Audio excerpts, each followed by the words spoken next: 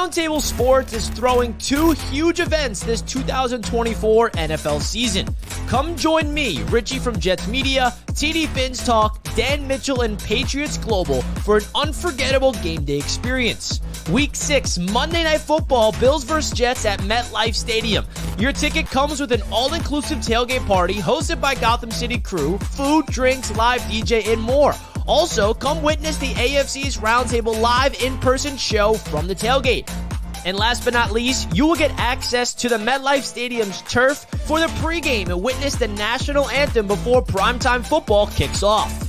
Our second event this year is going to be in Miami for the first time. Week 14, New York Jets versus the Miami Dolphins. We locked down our own private corner terrace at Hard Rock Stadium, exclusive for our group. Saturday night, join us at Miller's Ale House for an awesome meet and greet.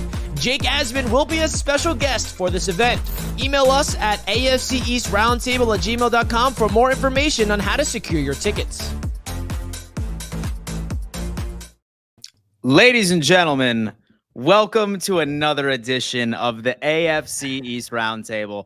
And let me tell you what, there's a smile on my face right now because I see currently 34% Buffalo Bills fans in the chat. And for good reason, because all offseason, folks, we've heard nothing that we have an overrated quarterback. We have no weapons. We lost out on a bunch of geriatric defensive players.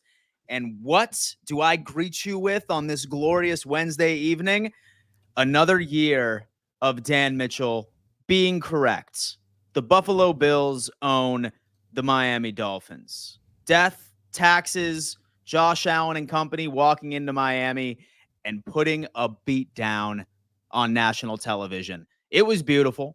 And a lot of you are probably thinking, oh my God, Dan, why are you flexing? You do this each and every single year. Because this is a biannual holiday for myself. Watching the tears, drinking the metaphorical tears of the people in the chat, thinking that they had a shot, and they didn't. And the Buffalo Bills reign victorious, and that is just one game closer to the inevitable Super Bowl run that this team is about to put the damn league on notice, man. Things are looking good. Vibes are high. How's everybody else doing? And it's funny because you'll notice that one guy isn't here today. Yeah, I mean, first of all, shout out to the proud sponsor of the AFC East Roundtable, BetUS, for powering today's show. We hear about them in just a little bit because BetUS powers the AFC East Roundtable and all Roundtable Sports Network, and we're so fortunate to have them partnered up with the AFC East Roundtable. But, like, we've been calling TD all night, and he's just running away. He's running away. He's so scared. Like, I'm grilling him on the huddle. And then he doesn't show up. Does anybody have TD Finns Talk's number that they can call him? Because I've been spamming his phone, bro. This guy is an absolute bum. He is running away from the reality of the fact that the Miami Dolphins are done. And it's just sad. I feel for TD because this is the reality of it. I came up here on the round table all season when Rodgers went down. And then TD just runs, man. Yep. TD just runs away and hides. He does. Each and every single time. Except for not. He's here. Ain't nobody running from y'all. Ain't nobody running. I'm right here. Skylar Thompson is about to take us to a Super Bowl. And at the end of the day, I see all y'all in the chat running y'all little funky mouths. Oh, where TD? Oh, I told you he was hiding. I told you he was hiding. Oh, I told you he was going to be scared. What I got to be scared of? What I got to be scared of? You know who our QB1 is now? Do you know who our QB1 is now? You better remember how Tom Brady got his start. The practice squatter. Remember how Tom Brady got his start. You better stop, Kobe, because Skylar Thompson is about to lead us to a Super Bowl. Oh, I thought you were talking about Huntley. You ain't even talking about Huntley. No, we ain't talking about no Huntley. Huntley can do it too. Screwed. Oh, boy. Oh, boy. Welcome back to the AFC East Roundtable. It's good to have the delusion of TD Finns Talk back because he is comparing Skylar Thompson to Tom Brady, folks. Tom Brady. That's who's... I'm supposed to sit here and believe what this guy is saying. All right. Y'all wouldn't have believed it about Tom Brady either. Yeah, what do you say? It's like a probability of 0.00% chance of whatever you're trying to... Hey, you got to add another number in there, 0.0001. No, 0.00000000 and another fat zero. No, Yeah. it ain't. That's. I mean, no, you know what though? This is really good for the channel because if you guys watched the huddle on Friday, that was a defeated TD. He was dead inside. He couldn't even speak. The guy was like, "Hi," and now here he is, and he sipped some copium and he sipped some delusion tea, and all of a sudden he's coped up like, "Oh, we got the new version of Tom Brady. I'm on that Scala. I'm on that Scala pack. So it's good. This is good for the roundtable. We need delusional TD. Hey, first off, you better FedEx that thing right to my front doorstep. What? You got to beat us in week 9 first. You got to beat us in week 9 first. Don't you dare even move the goalposts right now, man. Listen, who is on top of the division right now? That was perfect timing, Richie. Shout out to Richie for being it's early best in the producer season. in the game. I mean, And come wow, on now. Colby, would you believe, all right, that's where it would be looking. Walking into week 3. And realistically, Obviously, the Pats are up because they did beat an AFC opponent. Tied to. I wonder why it is like that specifically, because the Jets did ultimately end up beating an AFC opponent as well. And the Dolphins down in the basement because they lost to somebody in their division. In the basement they go, baby. Folks, let me tell you something. The Dolphins fans, get used to it. I promise you. You know, Dan, you know what's funny? You know what's funny to me? It's just that everybody clown me. Oh, Patriots are in the basement. Patriots are 4th. It's who's 1st, 2nd, and 3rd. And you know what? I didn't even hear Bills fans talking. Bills fans didn't talk no crap on the Patriots. No, y'all are at the top, respectfully so. But it's funny that it was all Jets fans and Dolphins fans, and right now y'all are below us. So keep talking. The same record. I mean, what are we talking about? But Richie, it don't matter. We could finish as the same record by the end of the season. I mean, you know what, TD? Above you. I mean, if we are Colby, above you, we are above you. It don't matter. We have the same record. All right, first of all, and second of all. I'll allow you to run your victory laps because we all know inevitably you will be in the basement when the season is done. So congratulations on being second place right now. I think the Jets going to be in the basement. Kobe, poke your chest out. Y'all about to beat them tomorrow night. Oh, you better hope, TD, because you know we're the bigger threats. That's why you're on the Patriots bandwagon, huh? Man, ain't nobody worried about y'all. That's a funny word. That's why you're on the Patriots. That's why you root for the Jets. The biggest threats to the Jets is themselves. Let's be honest. The biggest threat to the Jets is themselves. Y'all got demons right now. Y'all got but we'll get into it. Oh, later, we got elite demons actually. We got demons that's ready to go out there. I don't know. Ain't nobody rated as elite yet. No, it's a nice thing. Yet. In pretty much every category, y'all are ranked. So folks, we sincerely appreciate you for tuning in today. 454 of you in total already here. Now, let me tell you one thing. Roundtable Sports has been having a damn week. Okay, NFC South, AFC South, NFC West, AFC West, all cracked well over 500 live viewers during the show. And I think that it all starts with the people in this chat. They got the head start in subscribing as we announced those channels in the first place. Make no mistake, we appreciate you for doing that, but I will be damned if the original show on Roundtable Sports does not beat the NFC South, AFC South, and other divisions in the channel. We want to make sure that this show continues to be the most popular on the network. So if you have not already, please smash that like button, subscribe, and turn on bell notifications. And shout out to the people viewing on Facebook as well. That is right. We are now streaming on the Book of Faces, baby. Shout out to the Facebook crowd. Wait, should I get us on Instagram right now? Should you get us on the gram? I feel like don't they cut it off after an hour? Yeah. You know what? Like, I feel like Instagram needs to improve their live streaming capabilities. But regardless, as Richie did allude to a bit earlier in this show, folks, this stream is powered by BetUS. Let's go. Folks, you know that everybody on the round table, we always utilize BetUS for each and every single one of our gambling urges, baby. And let me tell you what, they have an incredible promo right now. Once you go to their website, all right, simply type in code YouTube150 for 150% of your first deposit to be matched. The following two are sitting at 125%. This is for all over-unders, money lines, point spreads. You can bet on damn cricket, table tennis, darts, whatever you want. The online casino, so much for BetUS. 150% of that first sign-up bonus, folks. Link is in bio and description. And I know all of you are itching just to look at some of the lines that we have for week 3 on the horizon, or maybe even some of you Delulus in the chat that think that your team has an opportunity of stealing first place from the Buffalo Bills. All of those lines are fresh on the website right now. And damn, we almost demand that you go ahead and check them out. Shout out to BetUS for being a proud sponsor of the entire network of Roundtable. Any other words, gents? Yeah, Shout out to the we're person who liked us gonna on get Facebook. into the odds on BetUS later on in the show when we get into the preview segment to kind of dive into the odds for all the games within the AFC East. So big All shout day. out to BetUS. We appreciate All them. day. Definitely get your 150% bonus now, baby. Now, because now's Shout the out to time to sign up.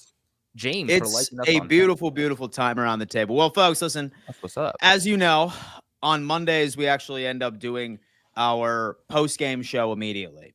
So we're still giving you a taste, but in the future, if you truly want the real roast of TD Finns Talk or the roast of Dan Mitchell, Colby, Richie, you have to download the Autograph app. That is specifically where we have our Monday Night SmackDown episode. It is only for people that have the Autograph app. Highly suggest that you check that out. Link is in the description. But that doesn't mean that we're still not about to go through the games that happened on week 2. We're 6 days removed from the beatdown in Miami. All right, we're a Dan, couple of days removed. Let me say something about that if you don't mind. Please do it. Listen, I've received a lot of messages and we've gotten a lot of messages about the Autograph app, and we want to be clear about something here, okay? First and foremost, Autograph app, it's a huge opportunity for Roundtable Sports. It's Tom Brady's new app. We got an opportunity to partnership with them. What they're doing in that partnership is supporting Roundtable Sports as we support them. It allows us to help run all the roundtables as well and have the SmackDown in general. So a lot of people are saying, hey, I'm overseas and I can't get the app and things of that nature. I want to say I'm sorry to you all, but we do recap on Wednesday night. But we are asking those who are in a location that can get the app in the U.S. and certain other countries, download it.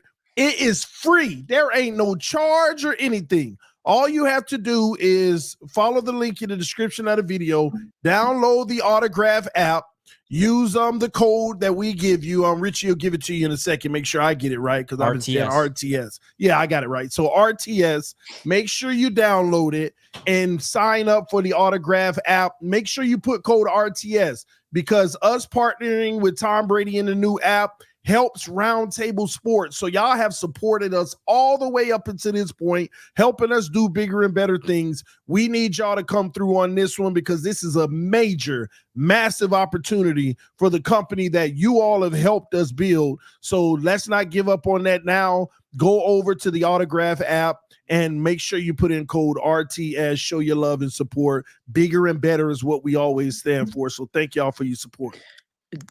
It's a beautiful thing. It is a beautiful thing. Beautiful. And it was a lot of fun. If you want to check something out real quick, just to give you a flavor of an idea of what the Autograph app, what our show on the Autograph app is, I just want to play something for you guys, all right? Because there was a clip of our show that was posted on social media. And for those that did not see it, this is what you can expect from the Autograph app, all right? So take a listen. This is a clip from this past Monday night on the Autograph app for our Monday Night Smack. Can't hear it. Yep. Not the Bills. He's back. Not the Bills. Say that, TD. Come on now. Things happen. Things happen. We'll see them. Not the Bills. They own y'all. Come on. You could have. Did you just say that you're a better team than the Buffalo Bills? Can you guys hear it? We'll prove it in week 8. We'll prove it in week 8. What do you mean you'll prove it in week 8, bro? As of right now, as of right today, the Miami Dolphins are not better than the Buffalo Bills, and there's nothing you can say that can prove we're it. sure better than the Patriots and the Jets. I know that. Patriots played the second best football in the division through 2 weeks. Still better than every team up here. But not the Bills. He's back. Not the Bills. Say that, TD. Come on now. Things happen. Things happen.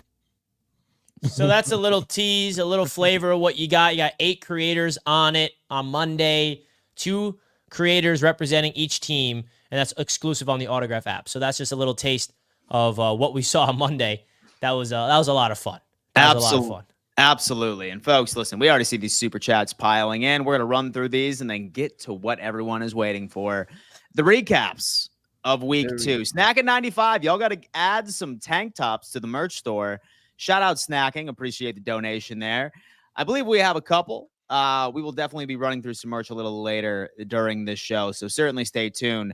Honoron coming on in. This chat in here talking like the Dolphins are cooked. Time for Skylar to put this league on Notice. He's a starting quarterback. Skynet Online. Let's go, Fins. Denial is a river in Egypt, baby. Absolutely love it.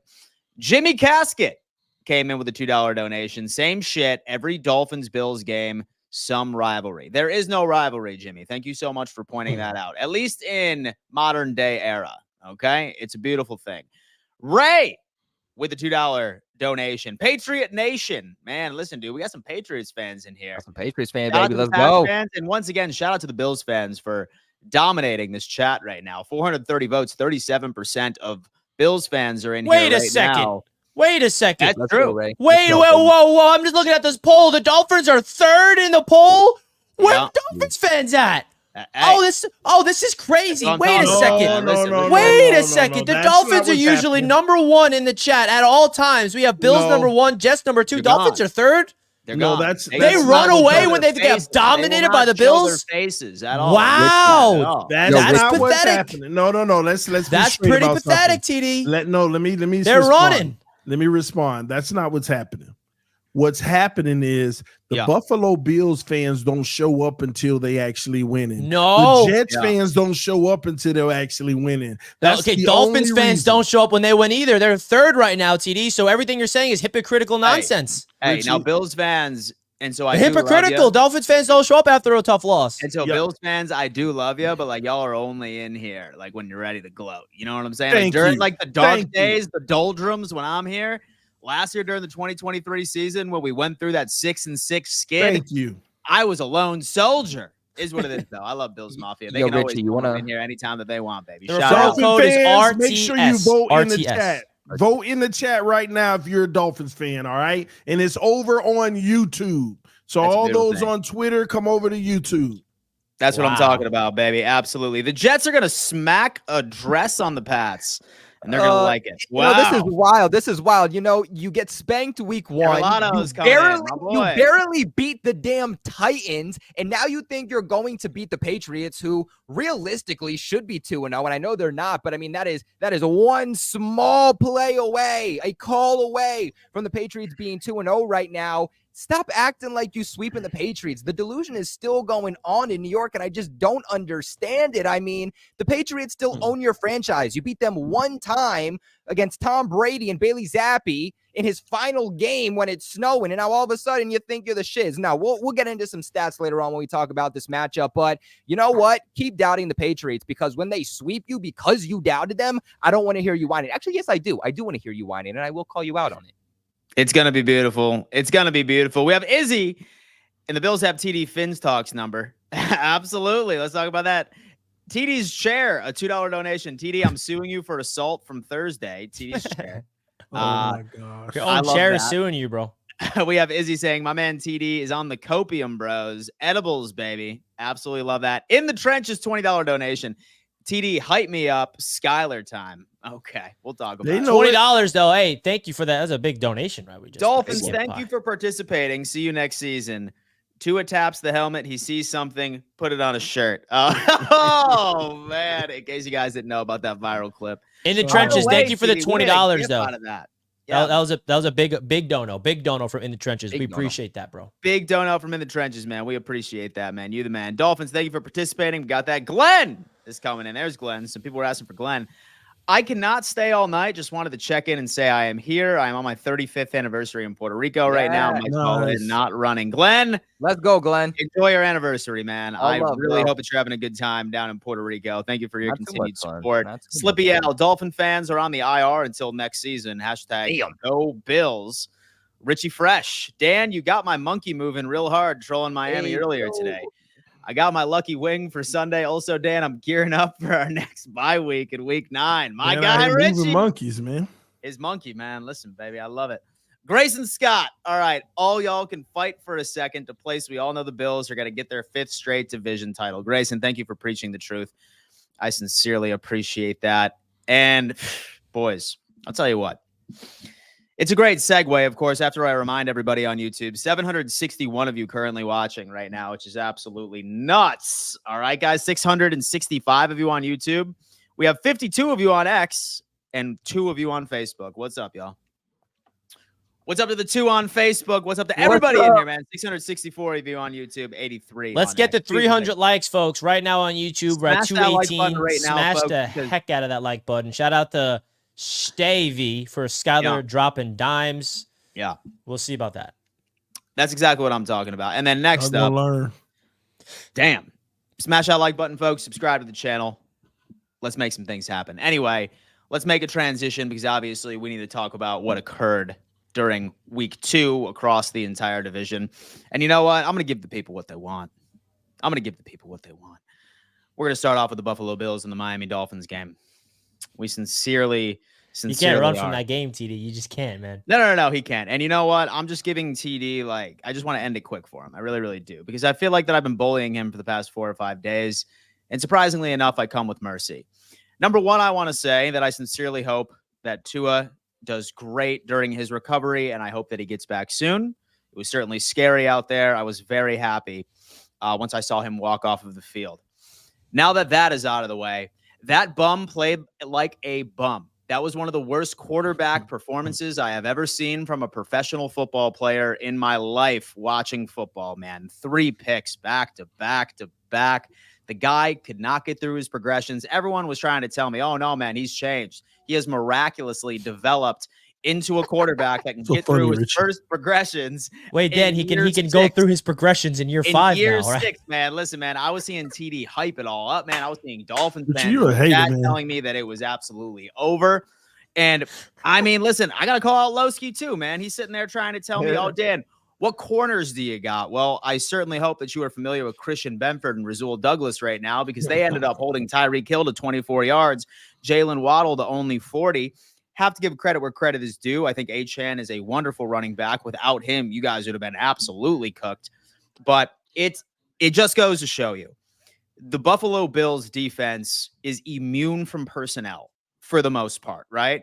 Sean McDermott and Bobby Babich, everyone's trying to give credit to the pass rush. Everybody's trying to give credit to this piece, that piece in the secondary. At the end of the day, this was exclusively a Sean McDermott and a Bobby Babich game because you go out there without Taron Johnson, our slot corner, then you lose Bernard 3 or 4 plays into the game by itself. And the Buffalo Bills do exactly what they do best, and they adjust. They took away all of the reads. They let the Miami Dolphins run, and they pressured Tua, making him make mistakes. Shout out to Ingram as well. Solid little corner out of the University of Buffalo, right in our backyard. And then obviously this overall defensive performance was insane. And about damn time, because I've seen narratives die week 1 and week 2. Week 1, obviously we were coming off of the fact that Josh Allen was an overrated quarterback. And guess what? This guy ends up winning the game entirely by himself. And shame on everybody saying, Dan, don't flex on the damn Cardinals. Don't flex on beating the damn Cardinals. Don't disrespect the second most efficient offense in the NFL, baby. Don't you go on ahead and disrespect the second most efficient offense in the NFL. Those Arizona Cardinals are playing some damn ball, and Josh Allen won that game by himself. So that narrative was dead. Of course, not an overrated quarterback. Then second narrative was that, oh, the Buffalo Bills have no weapons. This is not sustainable. Josh Allen can't be a superhero and win each and every single game. This man threw for 140 yards. He threw for 140 yards, and he got cooked by our run game, cooked by James Cook, which makes it even more interesting after the fact. And just some beautiful throws from Josh Allen when we needed him to. It was just perfect offense. And if Joe Brady continues to do this, it's going to be very difficult for me to see this Buffalo Bills team lose very many games. I'm still sticking at the 12-5 record prediction. That hasn't changed, but revisit this after week 3. Of course, once I see how we play the Jacksonville Jaguars. But overall, solid win. I would be lying to you if I told you that I expected anything less based off of the history and our dominance of this Miami Dolphins organization. But hell of a damn win. I enjoyed it. Thanks for playing, Dolphins. TD, what you got? Oh, my gosh. Okay, so I'm going to be honest with y'all, man. I think that this game is like when people evaluate this game, they're being really unfair to the Dolphins. And here's why I say that. We were in the third quarter or whatever when Tua got hurt. And I really don't think people realize that we had drove all the way down the field and we were about to score a touchdown, and the game was not over. What ended that game was the fact that Tua got hurt. We had found the adjustments we needed, and we were about to rout the Buffalo Bills, but Tua got hurt.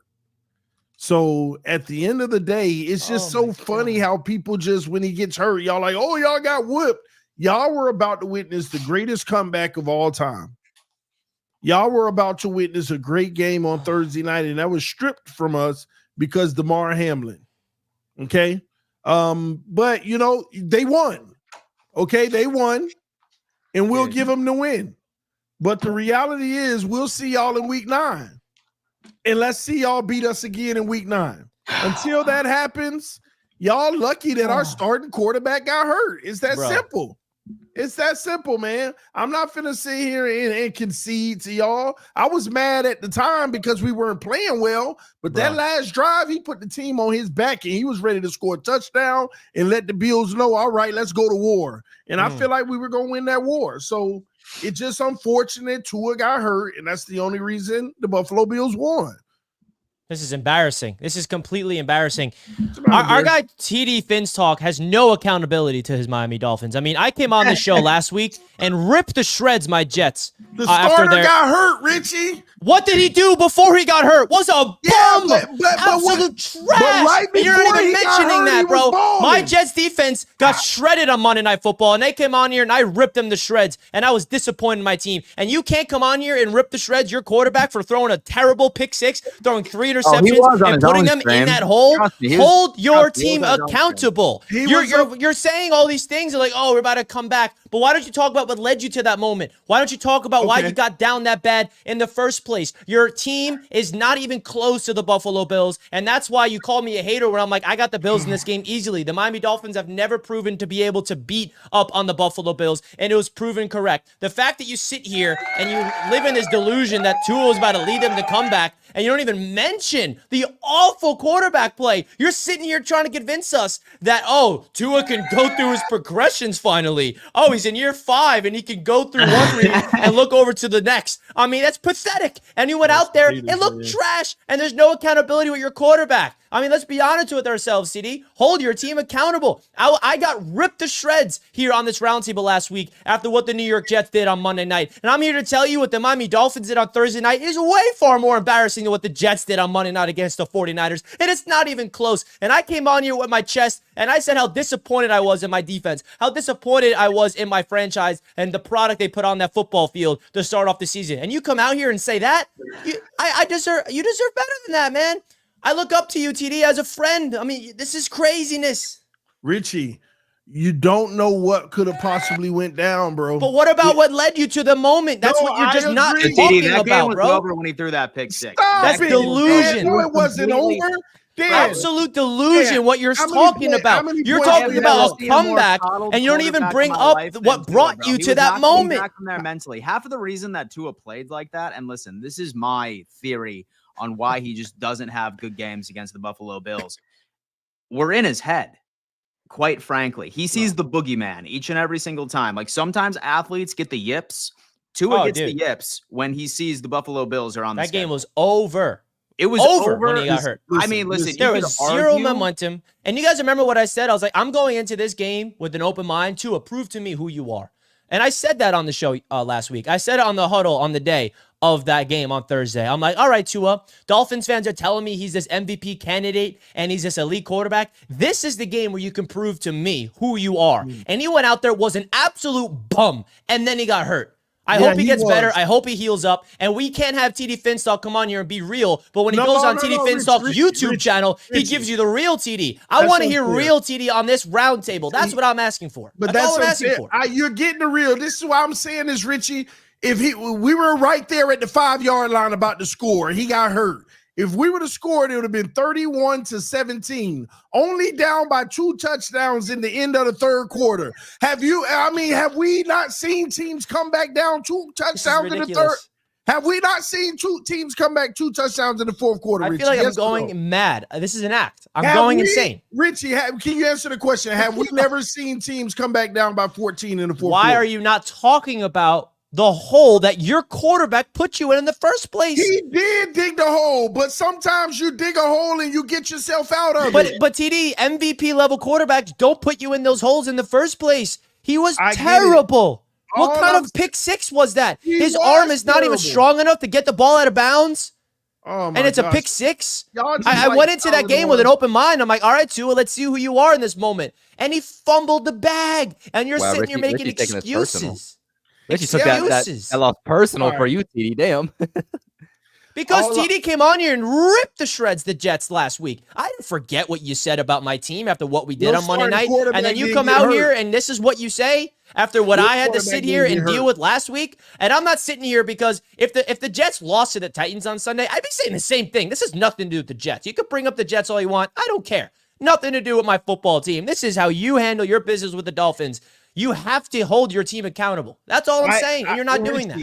I am holding them accountable. They played like trash until the middle of the third quarter, and I felt like something sparked where we were about to take that game over. It's just Tua got hurt. I'm telling you, I felt the route on the way, but Tua got hurt. That's all I'm saying to Bills fans. We'll see y'all in week 9 so we can really see if y'all legit or not. That's all I'm saying. Bro, he can't admit the fact that the Buffalo Bills. Man, screw the Buffalo Bills. Yeah, bro, you hate them, bro. Look, you can just tell, man. Dude.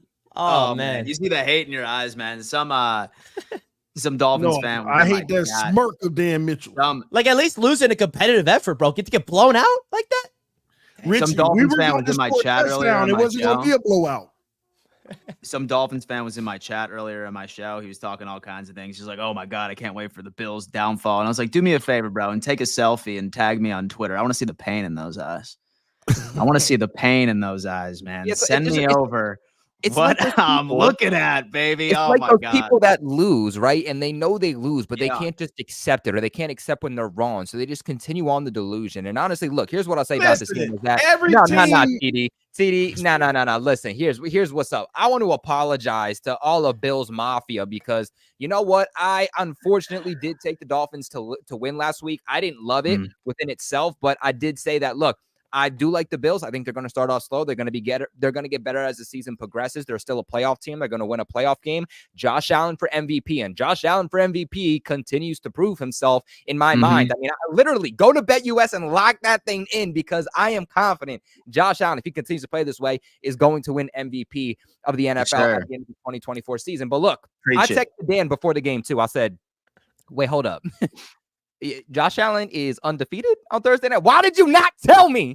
You made me look so dumb. If I knew that, I would have tried to take it back. And Dan goes, no. It's too late. So I couldn't take it back anymore. But look, I thought that you had Jalen Waddle, Tyreek Hill, both of those guys coming off of 100-plus yard games. And I thought that this Bills defense, it has some pieces, but it's a lot of young pieces. It's a lot of new pieces. It's only week 2. I thought that they were, especially on a short week, going to take time to get going. I thought those guys were going to cook, and they absolutely didn't. And you know what? I'm going to put respect on it. I put respect on Josh Allen, but I'm putting respect on that Buffalo Bills defense. I didn't think that they were going to be as good as they were. I didn't more specifically think they were going to be as good as they were early on in the season, and they clearly are. Josh Allen and this team, they've been able to fight through so much adversity and so many pieces that they lost, and nobody thought that they were going to be good this early on, and they clearly are.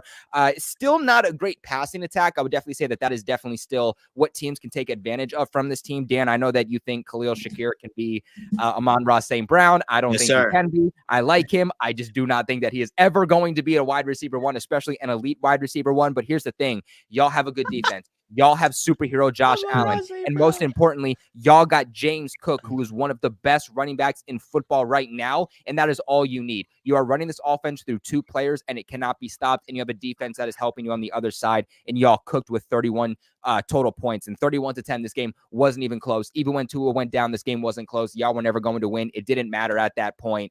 And it's unfortunate. It's unfortunate what happened to Tua. Obviously, prayers up to him. He doesn't deserve that. One of the best pure human beings in the entire National Football League. When you take away the game of football and how he plays, just from a people standpoint, you hate to see this happen to him. And this is why I said, I mean, look, I understand that people don't think that concussions are a big thing. I got hit by a bus, bro. Look, I got hit by a bus and I got a concussion. Let me tell you, and got hit by a bus. Still affects me. It still affects me in the way that I think, in the way that I formulate words. This guy has had 3 concussions now in the last 2 years since 2022, and he went into this thing called the fencing mechanism, which essentially is what you're seeing with his hands going like this. That is the fencing mechanism, and you lose consciousness for a period of time when you go into that. The fact that that has happened to him twice is a real thing, and with each concussion, it gets worse and worse and worse, and he's going to have real health problems down the line, which is why I feel like he needs to, at the very least, if he's going to take, if he wants to continue to play football, he should be thinking about 2025. I think that he should sit for the rest of the season and really contemplate and really see doctors and really understand what can happen if he gets hit again. He should have been wearing a Guardian cap after what happened in 2022, and he didn't. And we're seeing what is happening as a repercussion because of that. Honestly, prayers up for Tua. I hope that guy does what is best for him and himself, because he has a family, he has a future, and it's not just about football. It is also about him and his family and his kids and his wife. So I really hope that he takes that into account. I agree. I hate that he went down. Absolutely. When I saw that, I hated it. It sucks, man. Listen, you definitely don't want to see that, right? I mean, everybody hates to see him go down. You see him drive his team all the way down the field. He about to have the greatest comeback ever, and then it's all wiped away. Nobody wanted to see that, man. Well, I mean, if he was destined to come back, TD, he would have slid, not went head first. No. First of all, he shouldn't have slid. We need to get slid. No, he shouldn't have slid. Let's get this straight. First of all, in real talk, Tua did the right thing for his team. That was 4th down. He was trying to put the team on his back, something all these quarterbacks do out here. He was just trying to put the team on his back. It was unfortunate what happened, but he made the right play. Sliding would have been turnover on downs. He wanted to impact the game. And he'd still be with you guys right now. Why did he leave with his I head, agree. I think a turnover on downs is worth his head. No, of course, but you don't know that's going to happen. That's the point. When you're a quarterback that has a vulnerable head, or as it is, you don't dive head first. Well, I mean, then that's a different. I don't know how you're justifying this. I'm justifying it because why don't we have the real conversation in the room? That's the problem. You have to put it all on the table to be effective in this league. So if you have a limitation where you can't, then you don't need to be the quarterback. That's the reality. Here you are in a game that matters so much. You're trying to put the team on your back. You slide, and it's another turnover on downs, or you got to go get it. Didn't he have the first down before he lunged forward, if I'm not mistaken? No, we went over the replay. Where he should have slid, he would have been 2 yards short. That's why he dove forward into Lamar Hamlin. He had just got the first down, and his forward momentum got him 2 extra yards. Remember, first down. No, where you start to slide is the ball is dead. He would have been short of the first down. He did what he had to do. And it would have been worth it. Your starting quarterback is still healthy, and you have a turnover. You would have lost the game anyway, first of all. Remember, at the end of the day, you don't know if you're going to get hurt or not. You cannot be a quarterback in this NFL when the game matters most in a big game, sliding on 4th down short of the first down whenever you're down. Dude, it's not like that this was week 16 and you were trying to lock up a play. This is week 2, bro. Especially with your history. Let's be honest, Dan. Let's be honest. But let's be honest. We're playing the Buffalo Bills at home. If you're going to get a game, it has to be the home one, right? I mean, let's just be honest. Tua was putting the team on his back. Would Josh Allen have slid? TD, back up. He was not putting the team on his back. He was trash that game. Can you stop saying this nonsense? You're glorifying one drive. Oh, he went down the field. Bro, the guy literally gave the Bills 31 points single-handedly, dude. Enough of this nonsense. He's putting the team on his back. Now you hating on Tua. He was trash before he got hurt. You can be trash in the game, and at some point, okay, let me turn it around and go over and beyond. We saw him playing better football. It was too late, dude. It was garbage time at that point. Y'all seen teams come back by 3 touchdowns in the 4th quarter. Y'all need to stop saying it was too late. But TD, you know what causes what you need to do in a comeback, right? Your defense needs to stop James Cook, which you had no answer for. And Josh Allen, which you had no answer for. No. Our defense played good in the second half. Why? Because the Bills' offense knew the game was over. They don't need to try. No. Josh Allen and James Cook, they're like, this game's over. We want to rest. We want to make sure we can start this mini bye now on Thursday night. You think your defense shutting down the Bills in the second half? You think they're going to run a victory lap around that? I'm not talking about that. Technically, our defense actually played well. Our offense was so bad, giving the ball up, it was hurting our defense. Our defense actually played well. Y'all stunk so bad, they had Mitchell Trubisky come in and run the ball. That's wild. Bro, dude, Jordan Poyer taking a terrible angle. I mean, Tua goes for it. The Dolphins go for it on 4th down at midfield, get sacked. The very next play, you give the ball to James Cook. He goes down the field for 50-plus yards. Folks, who imagines the game where?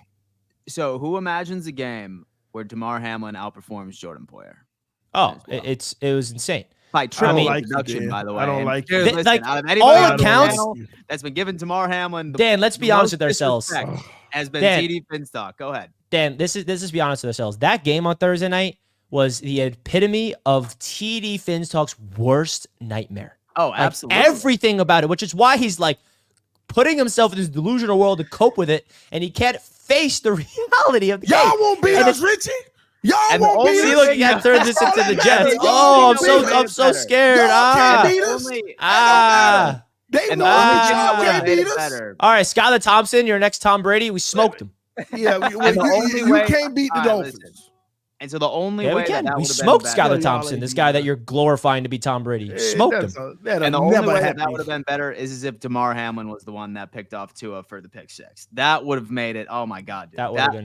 That would have been the cherry on top of the game. Damar Hamlin hit was illegal. TD, why can't you just accept an L? You know?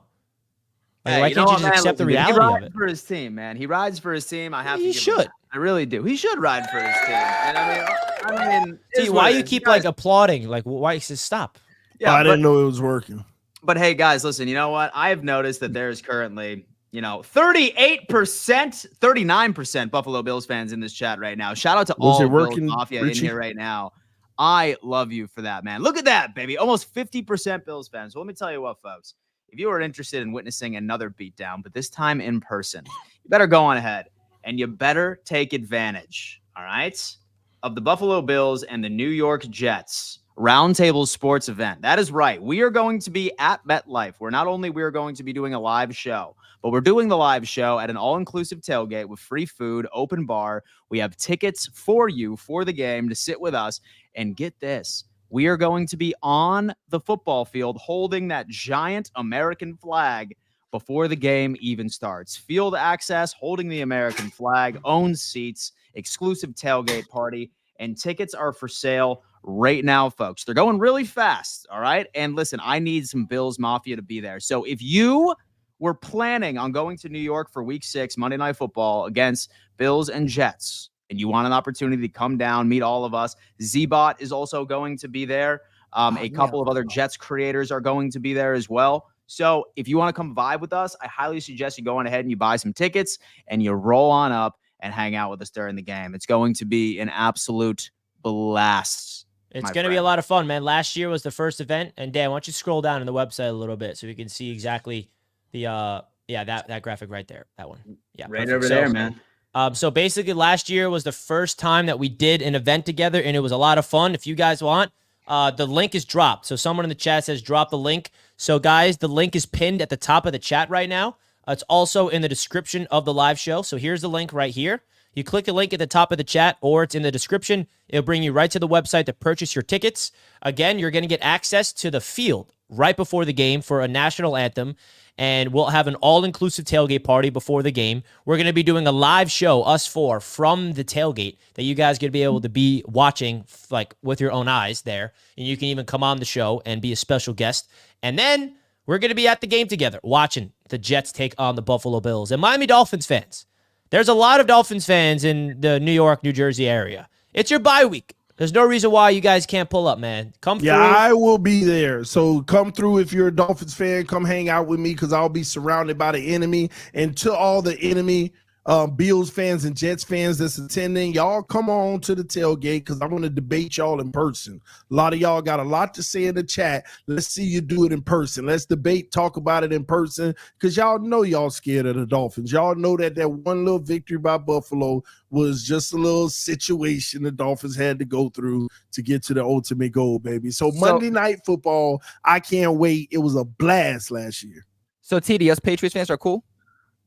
Y'all all right, Kobe, only because I need y'all to beat them. But you be tripping too, Why? Kobe. But I'm gonna leave it alone. Me tripping? What did I say that was tripping? No, I'm just saying. Oh Kobe. yeah, you don't Kobe, even know. You just better take care. Y'all need to take care of business Thursday. Why, TD? Why do the Patriots have to take care of business? Why don't you enlighten us? No, because ain't nobody worried about the Patriots. So Thank you. You were not saying this. You weren't even saying this Monday. Man, thank you for being real for once. On those Patriots. I'm gassing y'all up. But guess what? Than everybody thought they a team Kobe, to watch. Let me Kobe, tell y'all ain't winning 8 games. Now you out here talking like Patriots ain't nothing. Patriots ain't No. Y'all are playing good. Y'all are playing good, but let's be honest, Kobe. Y'all ain't winning 8 games. We got to get you tested for bipolar, bro. Real talk. My girlfriend y'all ain't winning 8 games, man. We get you checked. It's a real problem out there. I just need y'all to win Thursday. Let's go on ahead and go through some of these super chats before we end up moving along to the Patriots game and everybody else's takes. Skylar dropping dimes. Absolutely. Thank you so much. Shite AV, man. Appreciate that. Sabreeze, can you play the clip of TD watching the pick six? Oh, I got that everywhere. Hey, you know what, man? You paid for it. So let me tell you what. We're going to hook you up real fast. Let me pull this up. Cease and desist. It was a cease and desist order. Hey, we own you. Roundtable Sports owns TD Finstock. Don't you realize that? No clipping. Yeah, we do have the rights. We bought the rights. We do have the rights. We have the rights to TD Finstock. We purchased. Hey, I haven't seen that check. Oh no, it's in house. Oh man, you can look, but you can't touch. No, wait, I actually have it. Do you want me to play it? Please, yeah. Please. Why do you have it, Richie? Why do you have it? But there's something added. There's a little extra to it. I told y'all they clipping it. They AI. There's another Dolphins fan that's involved in this edit. I did not make this edit, but it was a very famous Dolphins fan that's involved in this edit as well. Dolphins are done. Their season is over. Another concussion. You know why? You need an offensive line, you moron! And then there's Mike McDaniel. He has no balls. He has no brains. He is an overrated piece of shit. He wasn't coach of the league. This team is pathetic, putrid, heartless, gutless, ballless, everything else.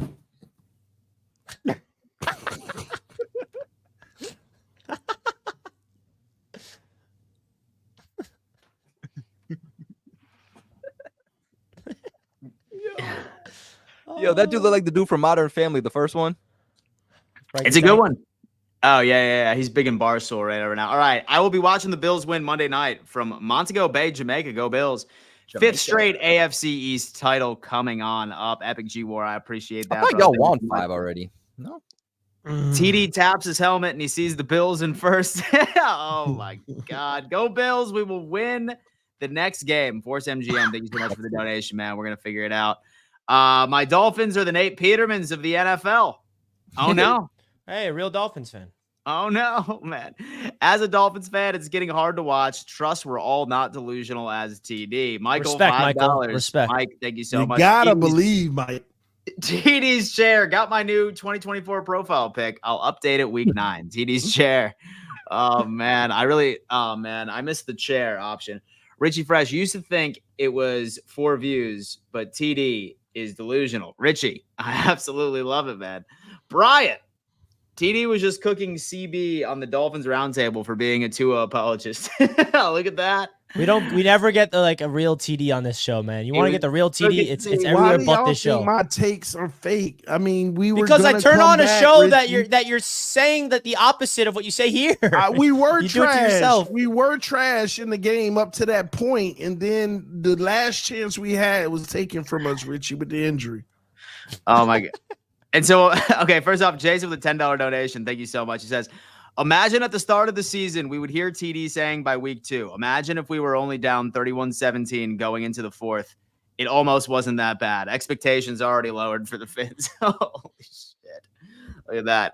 I need TD on a Maury Povich couch with my dad, Josh Allen. The Bills own Miami like Brady owned the Bills. Josh Allen is that MFer. He certainly is. Ice Reaper Frost with a $1 donation. Thank you so much, man. I sincerely appreciate that. TD sounds like he's praising Josh Allen's behavior. Richie Fresh, for the love of God, please find and play that TD clip. I think he was referring to the one that we were discussing earlier. Pedro, I love the Dolphins. It's time to move on off of Tua. You can't have a quarterback that plays scared. You're right. He's scared of one man and one man only. I mean, like, what's your hope, though, for the season? Because when Tua comes back, who cares? You guys are still going to, you know what I mean? You know what, Richie? I just can't wait for I'm wondering, genuinely, from a Dolphins fan perspective, like, you're hopeful that Tua comes back for what? No, I'm hopeful he comes back and does what he always does to the Jets, steamroll them. See, like, you bringing in the Jets to this proves my point that you have no expectations for this Dolphins fan. Every time but you bring the Jets into this conversation. Yeah, every time you bring the Jets into this conversation when they have nothing to do, it just proves my point, by the way. It does, because if our fate is bad, yours is worse. But this is about your team, not mine. We could talk about my team if you want to pivot to that, but we're not talking about that. Yeah, but why would you talk about my team like yours ain't worse? Because this is the AFC East Roundtable, and I want to talk about my division rival.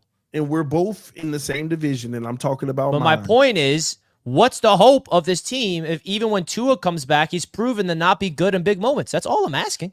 Yeah, I mean, but that's unfair. I mean, that was a moment. You know, you don't know what this every big moment he's been in his career. I get it.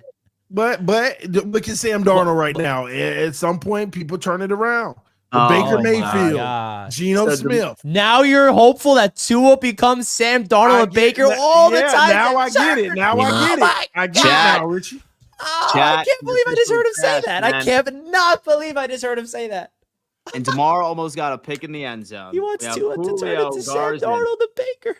Richie, Finns fans have done is accept the L. TD is saying that Tua tried to make the right play but couldn't, and indictment on the QB situation in Miami. Julio, respect. Apologists. Respect. Mason Rudolph, Mac Jones, Phillip Rivers, Skylar T, and Lamar Jackson are the only quarterbacks the Bills beat in the postseason.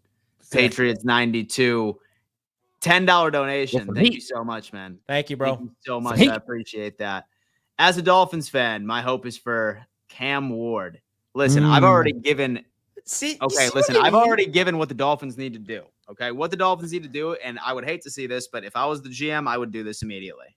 Or if I was the owner of this team, this is what I would do: ride out with Tyler Huntley or Skylar Thompson, have Tua come back, whatever. Okay, next offseason, fire Chris Greer, draft heavy offensive line, tank the season away next year, and I'm talking truly tank it. Boy, completely bust it out, dude. And get the first overall pick and bring in Arch Manning the following draft period. That's what you do. Yeah, but then that's what I would do. In 4 weeks from now, Skylar's going to be an MVP candidate. So why? Wait, TD, when does your mock draft series start on the Dolphins channel? Right after yours. Because I don't know. I mean, mock draft. You kept talking about the Jets being a mock draft season when it seems like you guys are on your way for that, looking for your new quarterback. Right after yours and the Patriots. It's free agency time over at the. It's mock draft season. They're looking for quarterbacks in the draft. They're 2 weeks at the TD Finstock thing. You know what's funny? I think what's funny. Y'all clown us off of 1 week of football because y'all. TD, what did you do to me last week? Why don't you remind the people? Yeah, but let's not act crazy now, Richie. Y'all are back down. Y'all almost lost to the Titans. Yeah, we're gonna get to that. I'm not pumping my chest over that game at all. Again, you're bringing the Jets into this conversation. What does that have to do with anything? You kept saying all the same things to me last week about my Jets after that Monday night game. And all I'm doing is giving it back to you, man. Take it on the chin. Week 3 is going to even everything out. I mean, you'll be 1-2. Bills 2-1. Jets 2-1. We'll be at the top. Yeah. Wait a minute. The path is clear. All right, bro. You already said Jaguars desperate at 0-2, Dan. Watch out. Give me a break on that one. Anyway, all right, guys. Let's go ahead and transition over to the New England Patriots losing a heartbreaker against the Seattle Seahawks.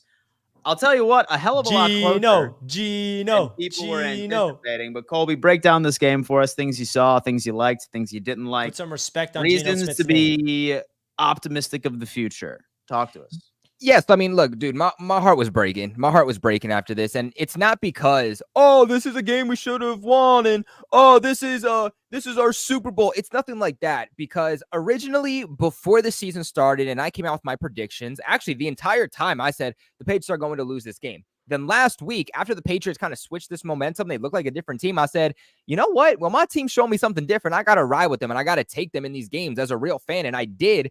And they should have won this game. I mean, they shot themselves in the foot And that's the reason they lost. And I think that's why it hurts the most. It would be one thing if the Patriots got blown out. If the Patriots got blown out, it wouldn't have hurt as much. I would have been like, oh, okay, you know what? This sucks, but it don't necessarily hurt. Like, whatever.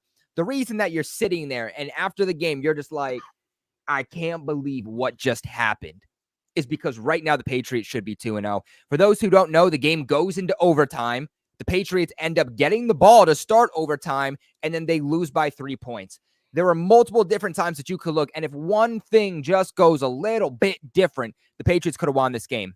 If you look in the first quarter, blown coverage by the Patriots defense, it was a miscommunication between Christian Gonzalez and Kyle Duggar, which Kyle Duggar did take responsibility for. That was because Jawan Bentley, their star on defense, who is the leader, who has that green dot on the back of his helmet, he kind of switches up the alignment of the Patriots defense. He ended up going out. He's actually out for the entire season. That was reported about a day or two ago. So then Kyle Duggar's asked to take over those responsibilities. That's what leads to the blown coverage. DK Metcalf goes off for a 50, 60-yard touchdown. And realistically, if you think about it, if the Patriots were able to just not have the Seahawks drive down the field and get into the end zone there, if they could have held them to 3 points or forced them to punt, they end up winning this game. Late in the fourth quarter, Patriots drive down the field. They take a sack by Jacoby Brissett on third down, puts them back even farther. They go to make it a 6-point game, and then the kick ends up being blocked. It's a 3-point game. They have to end up not punting the ball, but they give the Seahawks excellent field goal position. That's what ends up tying this game, sends it into overtime. Or if there just wasn't a bad pass interference call on Jonathan Jones, which even Tyler Lockett said wasn't a pass interference, again, game could have been different. The fact that the Patriots held in as long as they did, I don't believe in moral victories, but I do think it says a lot about this team. And the reason that it sucks and the reason that you're so upset as a Patriots fan is, again, because this team at the end of the day should be 2-0. But Geno Smith, man, wow. Geno freaking Smith. Put some respect on that name. Through 2 weeks, this guy is balling. Let me tell you, the Patriots have a top 10 pass rush in the NFL. That is just a fact. That's not an opinion. You can literally look at PFF. They have a top 10 pass rush in the NFL. And Geno Smith was standing tall in the pocket with pressure in his face. He was sacked 3 times, and he was still making accurate throws. I mean, at the end of the day, you cannot defend an accurate quarterback. You can't defend a quarterback playing a perfect game. You can scheme it up perfectly. You can do everything right. But when a quarterback is just doing everything right, you cannot defend it. And that's what Geno Smith did in this game, and you have to give a lot of respect. I mean, the Seahawks team in general, too, they looked absolutely dominant. The Seahawks, offensively, defensively, and special teams unit-wise, are all top 10 in the National Football League right now. This is a team to watch. McDonald is absolutely coaching up this team. I think that they're going to be a postseason team. They're going to be a playoff team. They're currently one of the only undefeated teams left. Geno Smith in this game, 33 for 34, 327 yards, 1 touchdown, 0 interception. Zach Charbonnet, Patriots were able to lock down that overall rushing attack there for Seattle. 14 attempts, 38 yards. Geno Smith, 5 attempts, 8 yards on the day. 19 total rush attempts for 46 yards, and the Patriots only allowed 1 touchdown. I think what's annoying is that this game defensively was very easy. They were a one-dimensional offense. You knew that they were going to try to beat you through the air. The Patriots played way too much zone in this game. I understand that Geno has some mobility to him, but he barely ran in this game, period. You should have played a lot more man-to-man. I love the way that the Patriots cornerbacks matched up against these wide receivers. Christian Gonzalez, when he was actually asked to go up against DK Metcalf, balled out yet again, proving that he's a number 1 corner. You're going to look at those yards for DK and say 129 yards. Christian Gonzalez wasn't up against DK the entire time. The Patriots mostly played zone in this game rather than man, which is why they were as bad as they were. They allowed as many yards as they did. It should have been Gonzo on DK with safety help over the top. It should have been Jonathan Jones on Tyler Lockett. And then it should have been Marcus Jones on JSN. And I felt confident in those matchups. That's just not what they did. I thought they got a little too aggressive at times, blitzing and sending an all-out blitz on a 3rd and 6 with the game on the line when they have no rushing attack. What are we doing? You don't need to worry about them running the ball. Even if they do, your front 4 has proven that they're going to stop them. You were one of the best run defenses in the National Football League last year. You're still one of the best run defenses in the National Football League this year. Your worry should have been having an extra defensive back on the field in order to take away this passing attack, and that's just not what they did. I thought they shot themselves in the foot. But overall, even in this game, Jacoby Brissett wasn't bad by any stretch of the imagination. I mean, he's looking good. I mean, he's looking good for as bad as the Patriots offensive line has been. 32nd ranked O-line in the NFL, the worst statistically pass blocking offensive line in the NFL. And unfortunately, run blocking isn't all that far behind. Jacoby finishes 15 for 27, 149 yards. Really, really good game from these Patriots running backs. This is one of the best dynamic running back duos in the NFL right now. Antonio Gibson, 11 carries, 96 yards, had a big 40-some yard carry late into this game to set the Patriots up for that blocked field goal. And let me tell you, now that he's healthy, this 1-2 attack between Ramondre and Antonio Gibson, this is going to be absolutely lethal because it's going to keep each other healthy throughout the game. It's going to keep them more energized throughout the game so that when they're able to run a defense down, Ramondre can come out in the fourth quarter and put the game away. Ramondre in this game too, 21 attempts, 81 total yards and a touchdown. Hunter Henry, a massive game, 109 yards. That's a career game for him. Jalen Polk able to get into the end zone. At the end of the day, the problem for this Patriots team, though, is the lack of consistency on offense, being able to get things going. The rushing attack is there, but at the end of the day, Hunter Henry, 109 yards. Your second leading receiver was Jalen Polk with 12 yards. These wide receivers are not getting going whatsoever, and it's clearly hurting the Patriots, and they need to figure that out. But still, it's a loss, and it's a loss at the end of the day, but I still think that this team has proved a lot through 2 weeks, and the fact that they are riding in there with one of the best teams in the NFL right now and should have beat them with the Seattle Seahawks, I think says a lot about this team and that they're not a 3-win team. Damn. And so I'll tell you what, man. So they certainly keep it close with each and every single time that Patriots team comes out. You can tell that Gerard Mayo is from the Belichick tree. You can tell that he was in charge of that defense. And I've said this a couple of times already, but I'm going to hammer down on it, where I think that the Patriots are also immune to personnel. So when it comes into defense, like they always have the answer, like schematically beautiful. And I think that they are going to make these games very difficult for the vast majority of the teams that are on their schedule for the remainder of the 2024 season. This Pats team has been money when it comes in to defeating the spread. Take the plus points for the Pats each and every single week, folks, because it has been lining my damn pockets. Their defense is what keeps them in these games. And surprisingly enough, with Jacoby Brissett, he's been playing some pretty damn good football, all things considered, with perhaps one of the worst offensive lines in all of football. As long as Ramondre Stevenson can get going, there's going to be some challenges. He's going to be going up against some teams that are very efficient at stopping the run. Perhaps then is when I see them struggling. But without Ramondre Stevenson, talk about a player that you do not want to go down with any sort of injury at all this year. Like, you need this guy to be healthy if you have expectations of this team winning 6-7+ games. Very interested to see how the Pats move forward. I am looking forward to the Jets game tomorrow night. We will see. But so far, I will tell you what, this New England Patriots team has certainly surprised me and put some respect on the boys over in New England. This is their true rebuild, and they're already exceeding my expectations. So from what I've seen so far in the first 2 weeks, this team is far ahead of schedule. Yeah, and by the way, Dan, what I'll say too is that, like I said, Christian Gonzalez, easily a top 10 cornerback right now. And we're even talking statistically. Look at his numbers. Look at the wide receivers he's gone up against. He's gone up against every single top 10 wide receiver in the league and has been able to hold them to very, very limited yards. And you also have a star coming off the edge in Keion White. Keion White, 4 sacks through the first 2 weeks. Currently is tied for second in sacks in the NFL right now. So for everyone saying Matthew Judon, oh, look at you guys are going to suck without Judon. They let go of Judon for a reason. They felt good with letting him go because they had Keion White on the other side. TD, let's get to you. Here's the reality, Kobe. Y'all are all right. Rick, let's get to you. Listen, you gonna keep it real, huh? I am gonna keep it real. Y'all are a good team, man. You hate to see y'all lose a game like that where y'all fought the entire time and it was just as good as in your hand. You know, it's like a season like this, you can exceed expectations, but games like that, you're not expected to win. But just the fight you put up alone gives the team respect, because nobody is going to be, the Patriots aren't going to be a cakewalk for any team. And I think that your defense is excellent, and you also run the ball well. You just got to become a more potent and deadly team throwing the ball down the field and, intermediate. Jacoby's playing good football to a degree, but at the same token, where your inefficiencies are. You know that you don't have like a major explosive offense.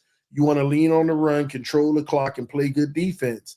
And that's actually a winning formula more than it's not. But it is a game like that versus the Seahawks where their receivers just went off. Both of them had over 100 yards. You gave the second guy up. What's his name again? The acronym. Who, JSN? JSN, yeah. Well, he had 12 catches in the game. I mean, they just absolutely went off, and that's why it's just games like that right there that you could have won, but they were just a little too much. But lucky you all, you got an easier matchup on Thursday night. I know we'll get to that at some point, and maybe you can go 2-1 to start the season. But I like what y'all are doing, and at least when you lose, it's a respectable loss. You know what? Here's what I'll say. People said that we'd be lucky to get a single win, and the fact that we played close football in back-to-back weeks. I mean, you win week 1, you should have won week 2. Already performing better than most people expected. And by the way, with the second hardest schedule in the National Football League for this season, so keep that in mind too. Richie, talk to me. Yeah, man. I mean, listen, this is kind of what I expected from these Patriots this season, is to be pesky and to be in games, to win games they're not supposed to win, be in close games and lose, in a close fashion. I really think that, and people are going to think I'm biased towards Geno, but I was high in the Geno train all offseason, and I think that his supporting cast around him is a big reason for that. I think DK Metcalf was, that explosive play on the left sideline with the miscommunication was a big way to start off that game and set the tone early for them. JSN is a dynamic player that I drafted in fantasy for a reason, because I felt like he was destined to break out this year. We saw what he did after a subpar week 1 for the Seahawks. I just think that, the Seahawks went all the way to Foxborough. That was a tough game for them to go, across the country. Traveling like that is not easy from the West Coast to the East Coast. And, for the Patriots to grit that game out and lose it the way that they did, this is kind of like what you want from a first-year rebuild type of team, first-year head coach. You have a veteran quarterback that's not a bad quarterback in Jacoby Brissett with your rookie learning. I just think that the Patriots are in this stage right now where they're going to be in every game, and it's going to be a matter if their defense can really withhold at the end, because their offense is just not good enough. I mean, you can only go so far with a good run game. You need to have some pass. I know that right now the NFL is kind of in this weird stage where the pass attack isn't as potent as it's been league-wide, but you need to be able to throw the football. You need to be able to move the sticks. You need to have a clutch quarterback. And I just don't know if the Patriots have that right now in terms of being able to push the ball down the field as effectively. Their defense relies on turnovers. They're an opportunistic type of defense where they need to turn the ball over to make some plays and set up their offense. So I think that if you're a Patriots fan, you should feel very satisfied about where you're at right now. And I think that if you're a realistic Patriots fan, you go into the season that hopefully, in my opinion, I think I had you guys at 5 wins. I think that's your floor, with the ceiling could be 7-8 wins if things really start to click. And I even said you guys are going to win some games you're not supposed to win because you have a defense and a run game, and that's kind of where it all comes down to, if you can really affect the game on defense. But tough game. It was your home opener. You really had a chance to get the job done, but the Seahawks just made one more play, and that's really the difference of it. I think a loss is a loss in this league. There's no really moral victories, but when you're a team with no expectations and you lose that way, I think you can feel decent. You're like, okay, our rookie quarterback is still learning. We have a veteran that is perfect for the job right now. We have a elite duo that you can say in Stevenson and Gibson. They got a good tight end. The wide receivers not so much. The offensive line's a mess, but your defense has an identity. You have a young, good corner. You got an ascending pass rusher, and you got a system. So I think that, this is an opportunity for the Patriots to continuously just be a thorn in people's necks. But I just don't think they have enough firepower, talent-wise and personnel-wise, to really contain some teams throughout the course of the season. And I think that coaching matters, and I think Jerome Mayo's impressed me. And I think that, the ability to have the players want to play for that guy is inspiring. And they're influxing a brand new type of mindset in that team. So, tough loss, but I think it's time for us to kind of put some respect on the Seattle Seahawks, man. They're in first place in their division. Yeah. Geno Smith was balling. I always get so much people slandering me, my Geno Smith love. And I'm like, dude, this guy put up 300 plus yards. He fed DK, fed JSN, was moving around the pocket, throwing darts. I mean, it was a really good showing from Geno Smith. And I think that the Patriots defensively elite against the run, but they're a little weak in the against the pass. So I think that, they were not able to contain Geno, not able to contain DK and JSN. and that was a big issue in that game. So tough game, but you had a chance to go up 2-0 after surprising the whole world by beating the Bengals on the road, and now you got a game, of course, on the road tomorrow night again against your division rival. So we'll see. But yeah, that's really my thoughts of that Patriots and Seahawks game. Yeah, and realistically too, Rich, they shouldn't be as bad as they are against the pass, and that's going to be something that's interesting. I think that it really came down to the scheme and the way that they were running that defense. I think that you look at these cornerbacks and where they succeed and where they don't, and they succeed at playing man coverage. I mean, under Bill Belichick, why was the secondary good for so long? It's because they're running 80-90% man coverage by the end of the season. That's something that they have to get back to doing, especially against Aaron Rodgers. And we'll talk about this a little later. That's something I want to see. I want to see them get back to playing a lot more man coverage because of how good their individual cornerbacks are, how good those individual safeties are. And I think especially when they can play against quarterbacks that they don't have to worry about being mobile and getting outside the pocket and picking up yards with their feet, they're going to be a lot better because they don't have to worry about playing zone and they can worry about playing a little bit more man-to-man. But nonetheless, anyone who thinks the Patriots are going to get blown out a week or think the Patriots are lucky to get another win, you're clearly delusional. You're clearly delusional. You're not watching football, so turn on the tape. Delusion. Turn on the tape. Idiots. There you go, Rich. Tell them. It's all right, TD. Your take on this game. He already gave it. All right. Well, then you know what? That's a beautiful. It's on to the next one, buddy. And so I had some Mexican food earlier, so I had to take a little. You okay, You know bud? what I'm saying? Anyway, onward. Let's go ahead and take a look. As a Dolphins fan, my hope is for Cam Ward. We already got that one. We're witnessing a historic TD crash out. Holy hell. Coping TD. Buffalo owns Miami. Anthony, you were correct. We were all correct. Staff Boy 13, $20 donation. Shout out Staff Boy. We appreciate you for coming in and showing a little bit of love here. TD's Delulu is real. Remember the Jets thought Sanchez would get them a Super Bowl. Bills thought Bledsoe would carry us. The Patriots had his issues with Mac Jones. Go Bills. Dolphins will be lucky to finish 5th in the AFC East. 5th in the AFC East. Wow. I mean, Mark Sanchez was close. Let's just put some respect on Sanchez's name. I mean, back-to-back AFC championship appearances. That butt fumble, though. That butt fumble, right, Rich? Yeah, but how about him going into Foxborough beating Tom Brady, though, in his house? That one. I'll always take the butt fumble over that one. I mean, I honestly think what you did 2 years ago is a little more embarrassing, the butt fumble, throwing that thing against stiff arm. But that's just me. That was a little more embarrassing, the butt fumble. Whatever that nonsense was with, I don't even know the player's name because he's a bum.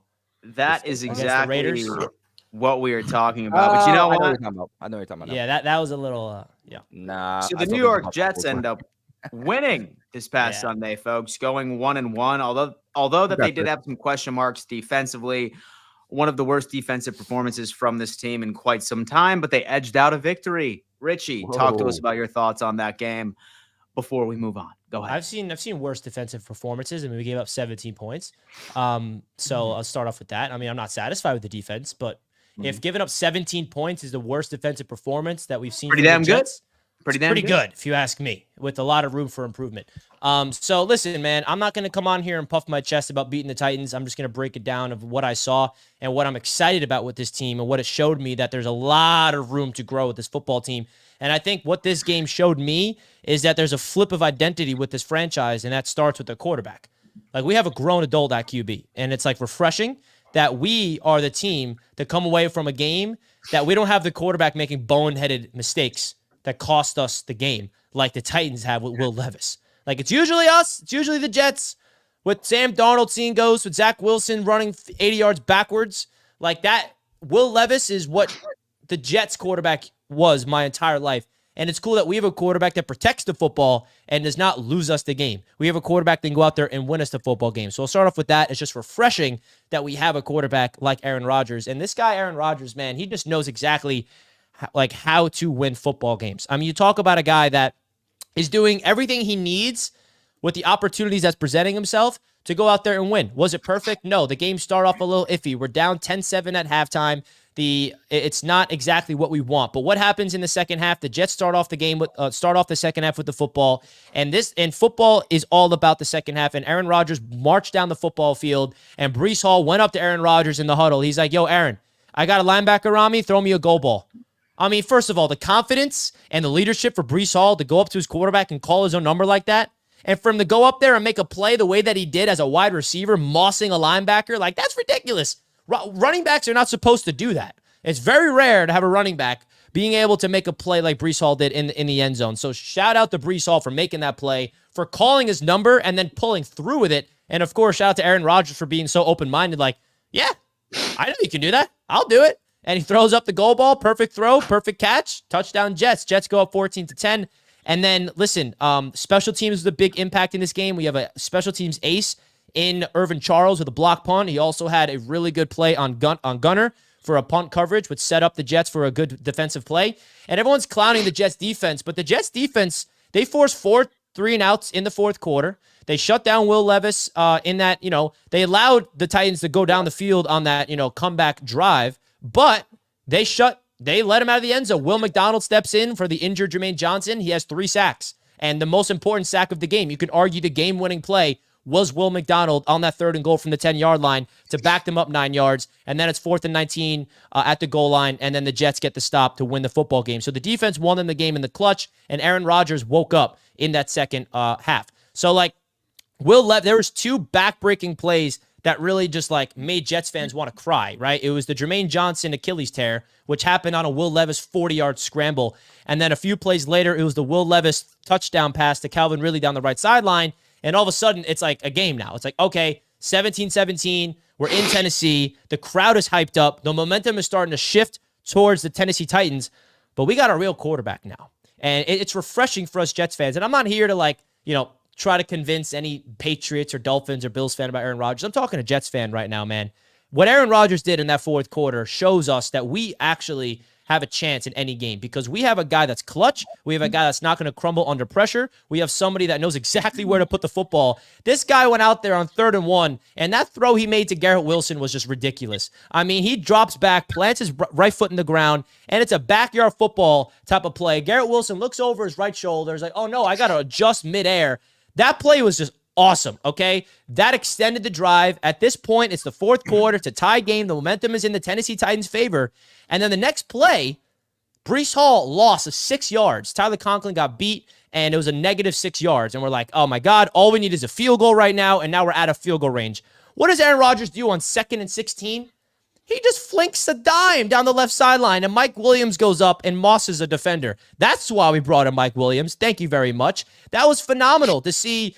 On 2nd and 16, we're not this conservative offense that just goes underneath and just all right, let's dump it down. Let's hand the ball off. No, be aggressive. Throw the ball past the sticks. That's what Rodgers does. This quarterback knows how to win football games. He's been in the league for years and years and years. His mind is a weapon. And then that touchdown that he had on that drive, it wasn't Aaron Rodgers. He doesn't get a point of the stat. It was the Braylon Allen touchdown on the ground I'm talking about. But this is what makes Aaron Rodgers dangerous. Up here. He recognized the defense. He sees the Titans overload on the left side. He checks to a brand new play. The guy puts his hand behind his back to point to Braylon Allen oh, no, we're going this way now. If you watch the film, it's pretty cool. You see Rodgers go whoop, behind his back, and he's pointing to Braylon Allen. What happens on the play? Braylon Allen gets the handoff to the right side. The Jets' offensive line opens up a gaping hole. Braylon Allen, 1-on-1 with the safety, bends around him, touchdown. That's what Aaron Rodgers does. He can read defenses. He knows what it takes to put his players in the right situations to succeed, and that's refreshing that we have a quarterback that can read defenses like this because Jets fans have been through the ringer with quarterbacks not knowing what the hell to do with the ball. And I got to give a big shout out to this Jets offensive line because this Jets offensive line is arguably one of the best offensive lines in football through the first 2 weeks from a pass protection standpoint, and the metrics back it up. I mean, the pockets that Aaron Rodgers has right now is just ridiculous. You pause every single time Rodgers throws a football, he has 5 or 6 yards of separation. Us Jets fans are not used to this. Everyone was like, oh, the Jets offensive line, they're overrated. They got to stay healthy. They got to do all this stuff. Oh, they're old, they're washed up. Not the case. Tyron Smith is still playing like a future Hall of Famer at left tackle. We stole the Baltimore Ravens offensive line. You see what the Ravens is going on right now? Their offensive line stinks. We have their starting left guard in John Simpson. We have their starting right tackle in Morgan Moses. They're playing very good football. Not to mention our 2 young studs, Joe Chipman at center in year number 2, Elijah Vera Tucker at right guard, pancaking people trying to jump up. I mean, this offensive line is the difference for this football team, which is why there's so much room for improvement of this offense. Week 1 was we had that really good drive in the first quarter, which was like, whoa, Aaron Rodgers led us down the football field and looked excellent. And then the Jets defense fumbled apart. In this game against the Titans, we had more plays, more opportunities for Aaron Rodgers, and we saw what he can do with it. We scored 3 touchdowns. I mean, you're talking about a Jets offense in previous years. 3 touchdowns is like a pipe dream for us. The fact that we can score 3 touchdowns on a quote-unquote loaded Tennessee Titans defense, by the way, it was really awesome to watch, all right? Braylon Allen is that guy, all right? Breece Hall is a beast, but watch out for Braylon Allen. This guy is the youngest player in the NFL, the youngest player ever to score a touchdown in 95 years. They're going to utilize Braylon Allen a lot. He is young, he is fresh, he's speedy, he's physical, and it's awesome to see. And the best part about this offense is it's just getting started. There's so much room. You only seen 2 games of Aaron Rodgers. Is he playing MVP caliber football? Absolutely not. He's playing the brand of football I was hopeful to see from a realistic perspective.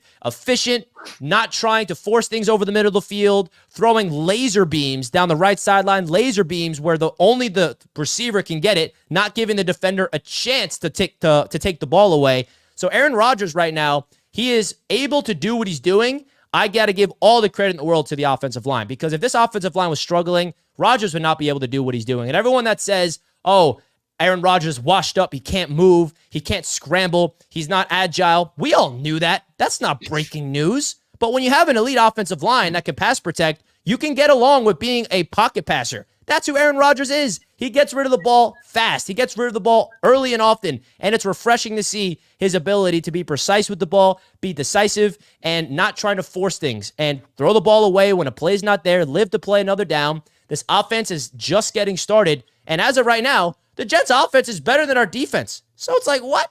We're not used to that. So we just need to learn a way to get off to a faster start to avoid us, trying to climb our way back, because that Tennessee Titans game, I wasn't satisfied. Even though it's a W, we got to play better. We got to be able to improve. We cannot have those back-breaking penalties on defense. And now with all the injuries on our defense, there's some issues. Jermaine Johnson's done for the year. Hassan Reddick is still not here.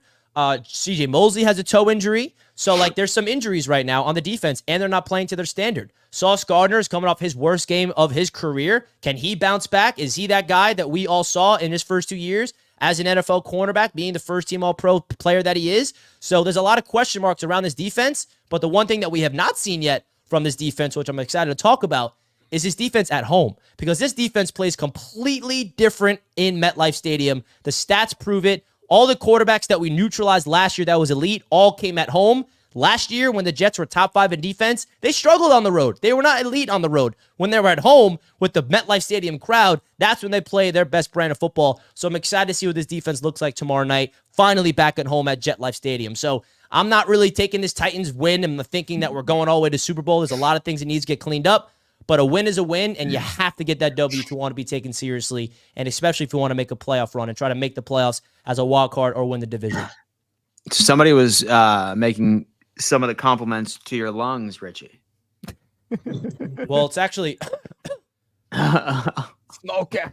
It's actually hurting my lungs. Apparently, I was about to say, if we don't, I didn't hear a breath. 5 minutes, there's a problem. That was beautiful. That's pranayama. You know what that means? What's pranayama? Great lungs in Japanese. Google pranayama. You don't have to Google it, I can tell you. Brazzers? No. It's basically. Does anybody in the chat know what pranayama breathing is? Technique that involves controlling the breath in different ways and for different lengths of time. Ah, Richie's a singer. All right. Wow. No, I'm not a singer. I'm a yogi, buddy. Colby. He's a yogi. He's a yogi. There we folks. go. Guys, listen, smash that like button. In fact, how many like buttons have been smashed? I'm kind of curious if we have a good understanding. I just had it up. Crap. It left. I want to see where them like buttons are at, bro. Bro, why because there's keep 1,082 of us in here right now. We got 475. 475, folks. We need to go on ahead and put that up to about 300 more. Let's get 750 like buttons smashed. Last week we got 1,000 like buttons. I think that we can do the exact same thing again, guys. Let's destroy the goal that we had. Who's next in the rotation here, Dan? Who's next in the rotation to talk about this game? See, I'll tell you what, like, I'm thinking about making you go last because what I want you to do is give your take on the game and then roll it directly into the Okay, preview. yeah. I'll go last. I think that'll be solid. TD, thoughts on the Jets and the Titans game? Go ahead. The Jets narrowly escaped victory. The only reason the Jets won is because Will Levis was that bad. They were going to lose this game had Will Levis not blown it for his own team, ladies and gentlemen. It is that simple. Will Levis, I mean, you can't have more boneheaded plays than what you saw from Will Levis. Now, the Jets didn't absolutely play terrible. I just think that this was a game of defense. Both defenses battled hard. And when you look at it, I mean, just look at the last possession. They were on their way to trying to win, and then you just look at all that holding Sauce Gardner was doing. And by the way, Sauce Gardner is playing some bad football, ladies and gentlemen. He's playing some bad football. But he's still getting away with these holding calls, and I don't know how. It's just ridiculous. Okay? Now, the Jets, all that matters is that they won. And that can take them a long way. It can give them a boost of confidence to take them to the next level. Who knows? I don't know. But we're about to find out tomorrow night because that's going to be a good game too. But overall, man, this was more of Tennessee Titans, Will Levis blowing the game for his team. Everybody knows that. I see everybody in the chat making it seem like I'm hating. Come on, man. Will Levis was handing y'all the football. Y'all know this. One play he made that did that, by the way. Yeah, but he also made other stupid boneheaded plays too, Richie. No, he didn't. He made big plays, actually, with his legs and converting third downs that made me drive me insane, actually. He made a crazy throw down the right sideline to Calvin Ridley and another throw to Calvin Ridley that it was almost complete. He made one boneheaded play. One. I saw a few boneheaded plays. But his interception, he just threw up a ball to allow his receiver to make a play on it. Did he fumble? Yeah, that was his boneheaded play. Yeah, and he also threw a pick, right? Yeah, the pick was him, taking a shot down the field and our corner making a heck of a grab. I mean, that's not a boneheaded play. That's throwing a bomb down the field. Listen, he turned the ball over twice. That's all I'm saying. And how many times did the Jets offense turn the ball over? Was it twice? 0. Wait. They turned it over twice. It was the Jets. pick. Oh. How many times did the Jets offense turn the ball over? I don't recall any. 0. Yeah, but again, Richie, this is the point that I'm making. If he didn't turn the ball over, y'all wouldn't have won that game. That's not. If he doesn't turn the ball over, Richie, come on. The butterfly effect. How do you know that for sure? Okay, how do you know we weren't going to come back versus the Bills? All right. You live in this alternate universe to prove your points. Yeah, you do. I'm just you live in these alternate realities that doesn't exist to prove points. Richie, let's talk about what happened. Everybody knows if Will Levis wasn't being a bum, turning the ball over twice, y'all would have lost that game. That's as clear as that. Okay, he messed his team up in that game. Okay, this was a good game though. He gave us one turnover, we took away the other. That's all my point is. Still his fault. Don't force the ball downfield. That's all I'm saying. So why? Mahomes does it all the time. Allen does it all the time. And guess who turning the ball over a lot? Mahomes. Mahomes is turning the ball over a lot. Don't mention Josh Allen. Josh Allen will catch up eventually. I don't believe Mahomes is. I'm just saying, Richie, y'all did not play a great game. The Tennessee Titans. I'm not saying we did. Played good football. Y'all defense got bailed out a lot with a lot of should have been called holding penalties on the secondary that they never call. Sauce Gardner starting to look like he's washed. And last but not least, and I'll be done. And I'm gonna say this, and I don't even want to argue about it. And y'all hear me very well in the chat. I know where this is. I know exactly what Devin A. Chain is better than Breece Hall. Stop playing with me. Stop playing with me. I've been told y'all what time it was. I've been told y'all. And he's probably the best running back in the division.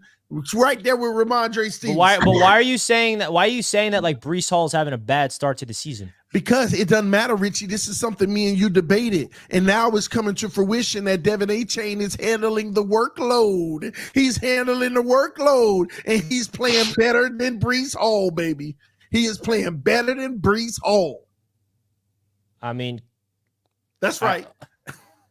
No, what do you want me to say? Congratulations. Brees Hall is still the better running. Brees Hall is the better football player. No, he's not. Yes, no, he's not. In what world? He's not catching the ball better, nor is he running the ball better. Let me know when HA can go up and moss somebody like Hall. He did that. HA did that this weekend. He mossed someone in the end zone? Yes. He called his own number? He went up the ladder. Yes. Listen, he went up the ladder. He went up there?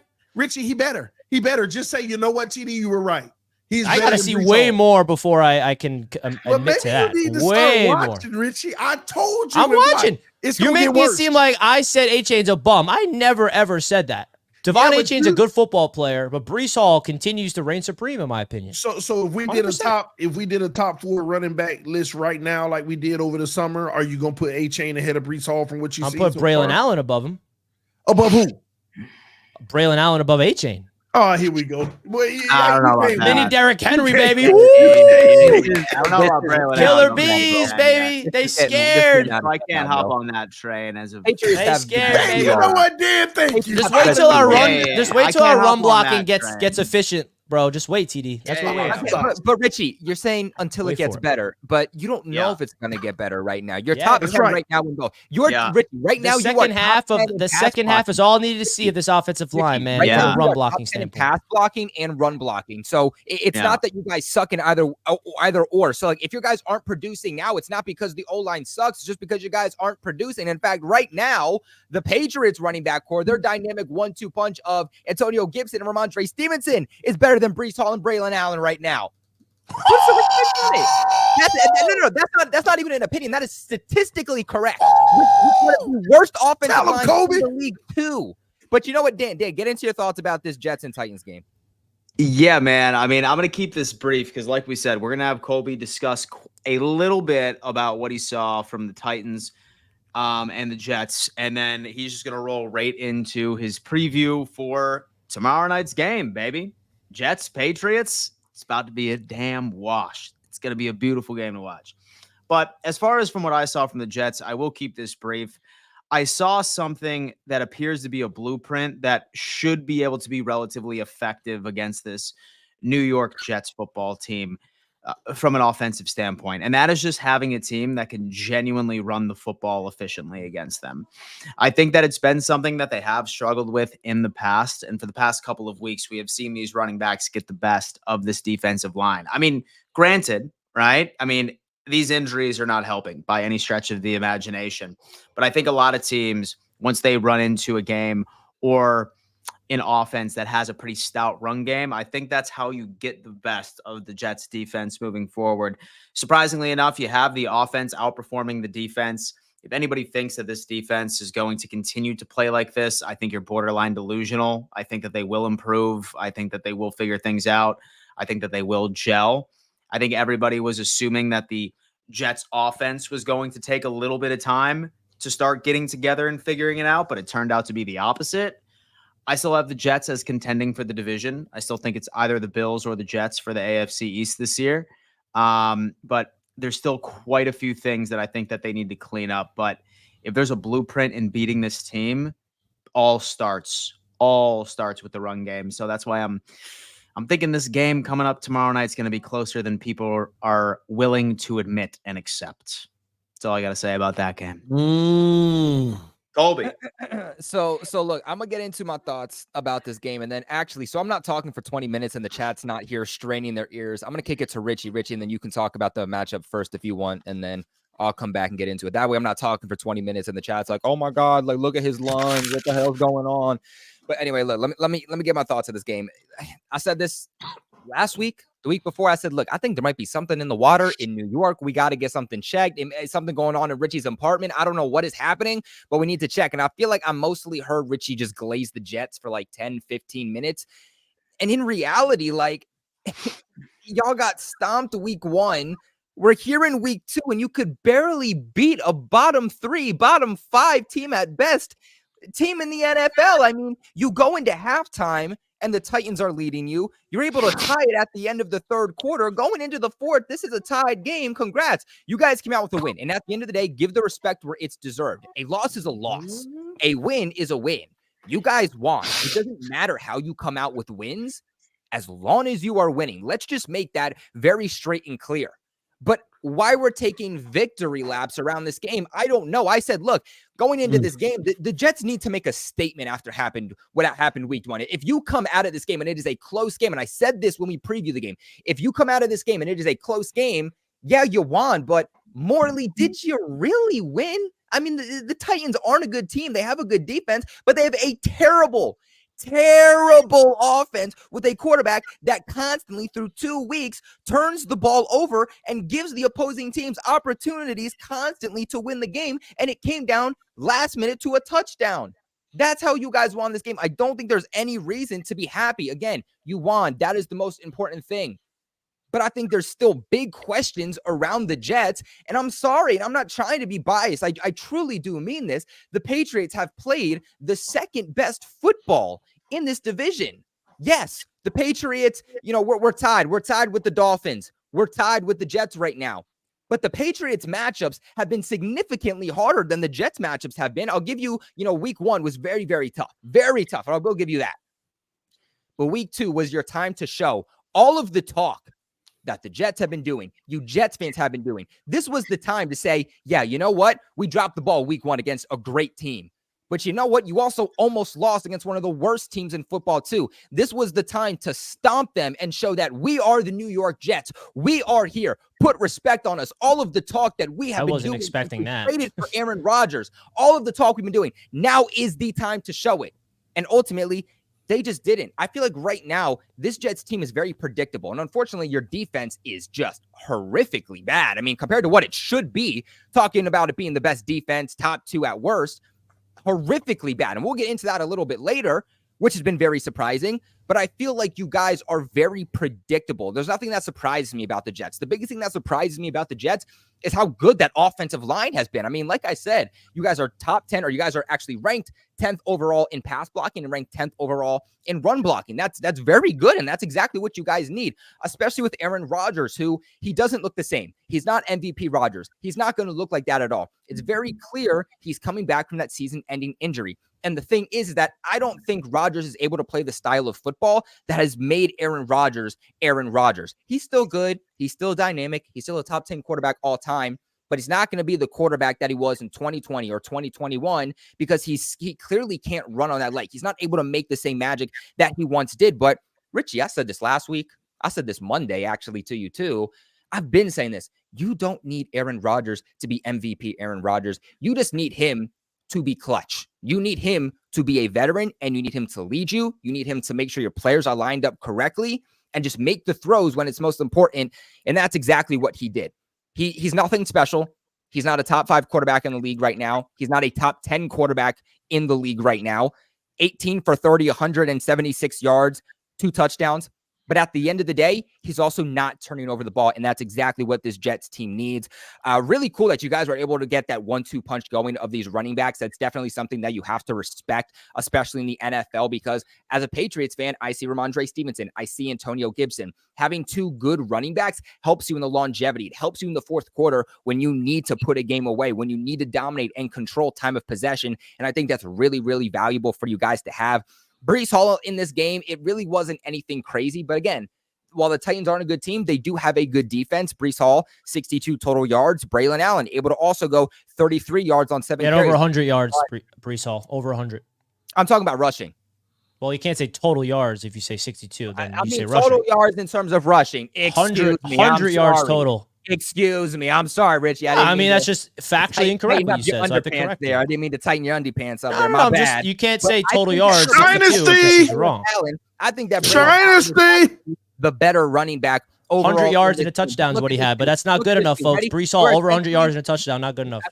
See, you're not even letting me talk, Richie. You're not even letting me talk. But look, you guys are essentially trying to put this game away with the top players, right? I mean, understandably so. I mean, Breece Hall, Braylon Allen, Garrett Wilson, your top guys, but you need guys who can contribute other than that. And I feel like through 2 weeks, you haven't. It's predictable what you guys are doing right now. And you got 24 points up, but you also had that offense for Tennessee turning over the ball. What's it going to be when you go up against offenses that can play a turnover-free game that also have a dominant defense? Are you guys still going to be able to win those games when you have opponents that defensively can shut down Garrett Wilson, that can take away the running game? because Mike Williams hasn't done jack crap. Allen He's on a Lazard pitch hasn't count. been bad. He hasn't been bad, but he's been, I would say, a little bit inconsistent. Malachi Corley hasn't done anything. I'm not scared of Tyler Conklin. You guys need the pieces around Garrett Wilson, around Breece Hall to do something. In this game, Garrett Wilson and Breece Hall were your top 2 leading wide receivers. That is not a winning recipe when you start playing better teams. And we saw that week 1. I'm not trying to hate. I'm just saying what I am seeing in front of my eyes and things that are facts. They're backed up by stats. But Richie, you can go ahead and get into this game, and then I'll go after. What stats or facts that you're referring to? I'm ones that I confused. just listed off. I just listed off each individual player. I just told you that Garrett Wilson and Breece Hall were your top leading receivers in this game, and that nobody after them did anything. And that's exactly the facts. I mean, Braylon Allen here was your 3rd leading receiver. I mean, again, And Mike why Williams, are we saying this 19 like it's a yards. Allen negative? Lazard, I'm 11. confused. Because when you play against better teams, Richie, you're not going to win games that way. When you start playing against teams who have an actual good offense, you're not going to be able. I mean, all I heard is you kind of just run by Breece having over 100 yards and a touchdown. That's no big deal. We have a weapon when did I in run Breece past Hall. that?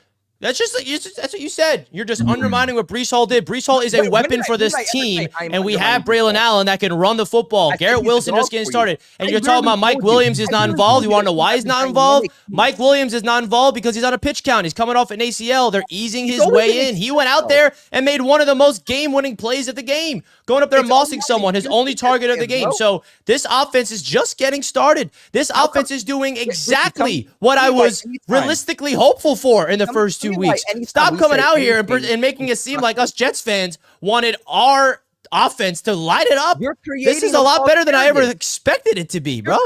This is better than you expected it to. If that's the case, I'm confused. Yeah, this Jets offense has sucked my entire life. I expected this offense to struggle early on, bro. 100%. You thought, and you thought they were Yeah. going to go to a Super Bowl? Let me tell you, We scored 24 points with Aaron Rodgers on the road in Tennessee against a tough defense. Ricky, Absolutely. you're creating a false narrative. You're telling me that I'm not putting respect on Breece Hall. I said that he was a dog. I said that you have a great rushing attack between Breece Hall and Braylon Allen. Rewind the tape. You're putting words in my mouth. You're making this a false narrative. Because I gave constructive criticism on the Jets, y'all Jets fans are getting pissed. If any time any of us creators say anything lightly constructive about the Jets, it immediately becomes a massive problem.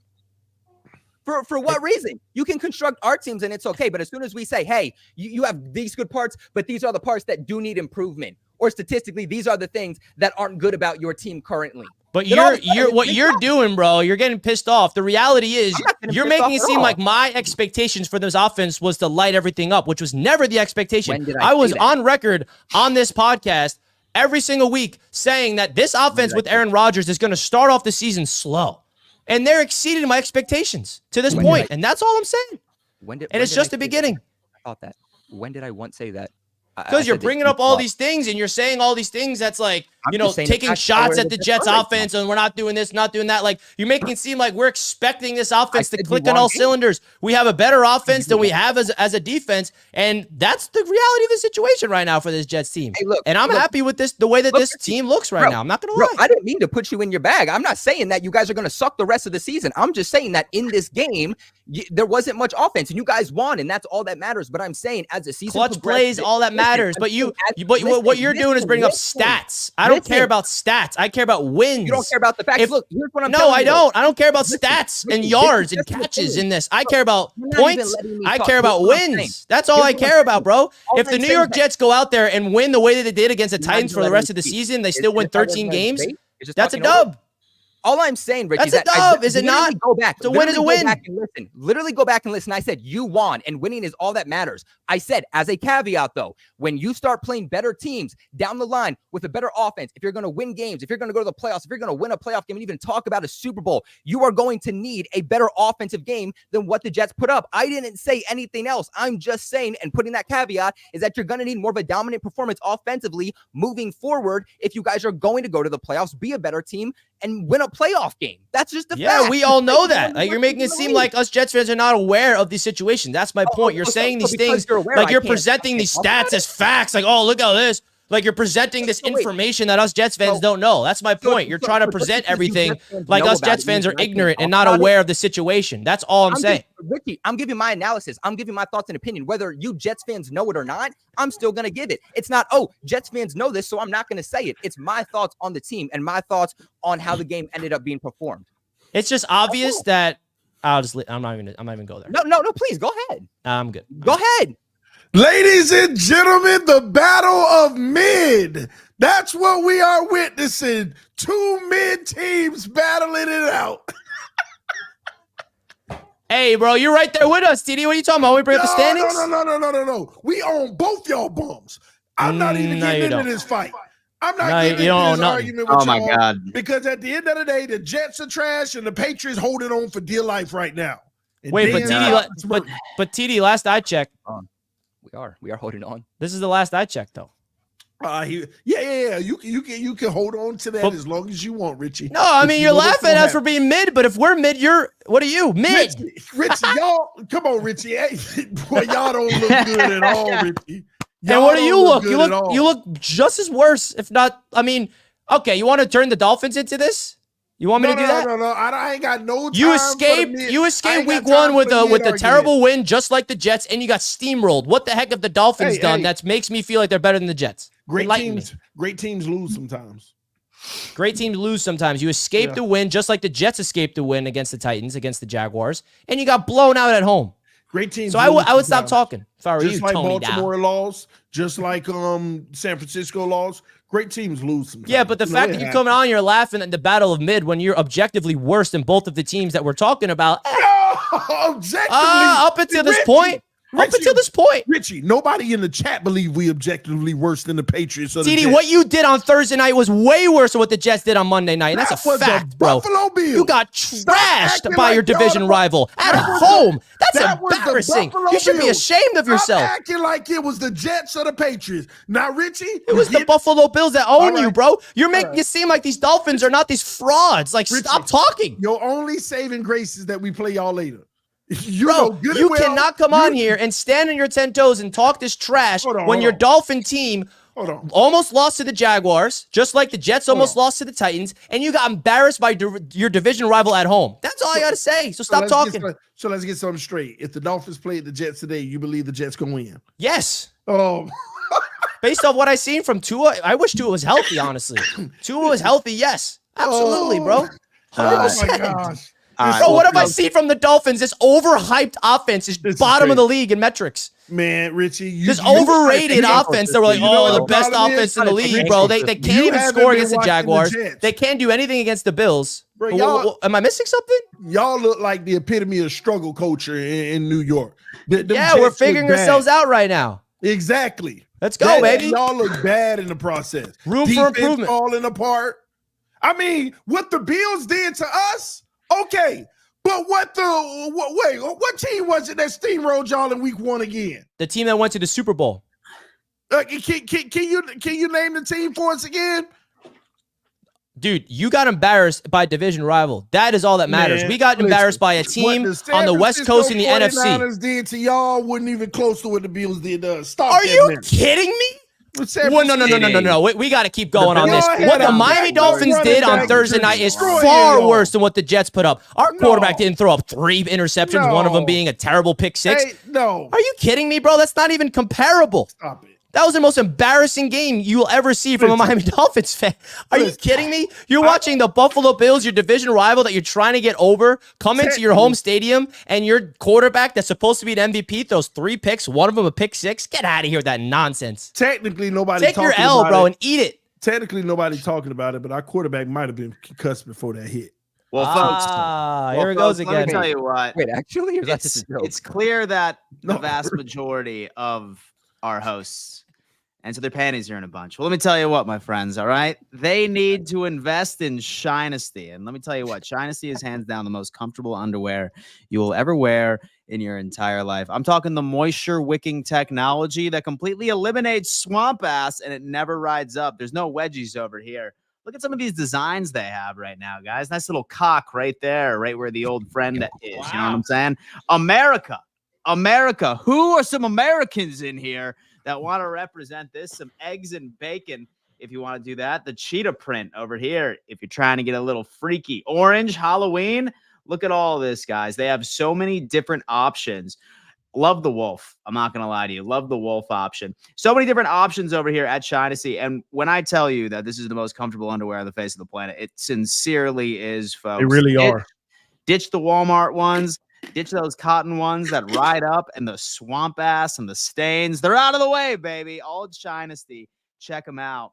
If you hit that link in our description, they're giving you 10% off if you use our code RTS10. I was told not to write it down because this is super exclusive to everybody that's watching this right now. Go on ahead and check out Shinesty.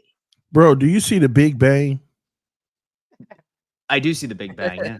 I thought that was the Big Dipper, bro. I ain't gonna hold you. The Big Bang, man. Listen, there's so many different options over here, man. Some of my personal favorites. Oh, Look at that man. hurricane season. Oh, man, we got it all. Shout out to Shinesty for sponsoring this video.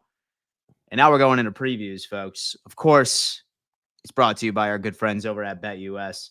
And I mean, listen, we might as well go on ahead and just pull up the odds right here. All right, because we have the New England Patriots and the New York Jets at -6 favorites in MetLife. They disrespecting y'all, Kobe. And I'll tell that's you what, crazy. listen, I have been cashing out, my friends. Taking the Patriots points for the past couple of weeks. Absolutely. Yeah, Plus, see, I have been Bet US cashing knows. on it. BetUS knows that the Jets fans are gonna take that. So like, it's just it's a money grab, right? Like they're smart. They're Why smart would for Jets doing fans it. take Look, this if the look odds at are not in this. our Look at favor? this. That makes no sense. Do you Right? know how So betting look works, at Colby? No, Right, Colby, how betting that's works. not how it You were works. gonna take the 6 points because y'all think No, literally. Colby, that's not how betting works. The odds are not in our favor. We're gonna It's blow in them your out. favor. That's how it works. The odds are in your favor. Are you guys not therefore, favored to win this game? Wait, hold up. Go back. Who's yeah, favored to you win? have to spend a Who's lot favored of to win, money right? to make money. That's my point. It's -265 for the Jets to win. That means the odds are not good. We got to put $100 to win I know. nothing. Pennies. You got to put $265 down to win But $100. here's what I'm saying. They think that y'all are going to win by multiple, or not by multiple points, but rather by 6 points or more, though, right? That's what they're saying here. But Yeah, here's what 6 I'm point saying. spread. Week one, the Patriots beat the Bengals by 6 points. Week 2, they lost in overtime by a field goal. And the Seattle Seahawks are obviously a better team right now, at least right now, than the Jets are. So either way, if Patriots win or lose this game, it's going to come down to a field goal. man, Kobe, you better put that plus 223 on that money line. You already know. That's free money.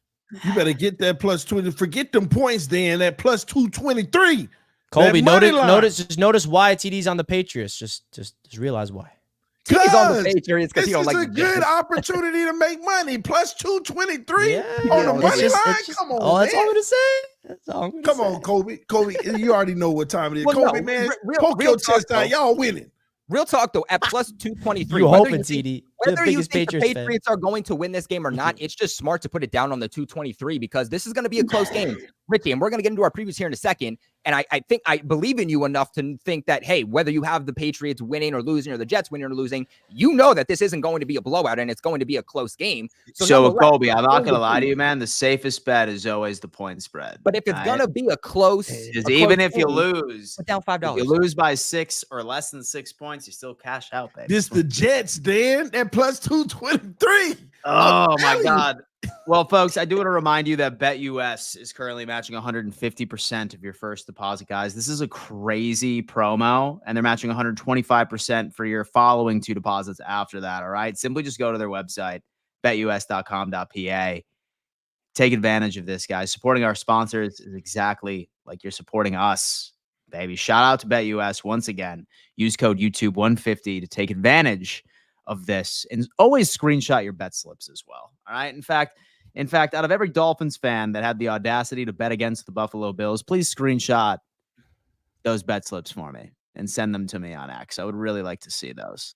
Nothing would make me happier. Put a smile on my Said face. TD, put your money up. It's already done. It's already Lies. done. Plus Well, folks, 223. listen, I think it's a great segue into the preview. And since we have a divisional matchup, we might as well start off with this one. Richie, talk with us.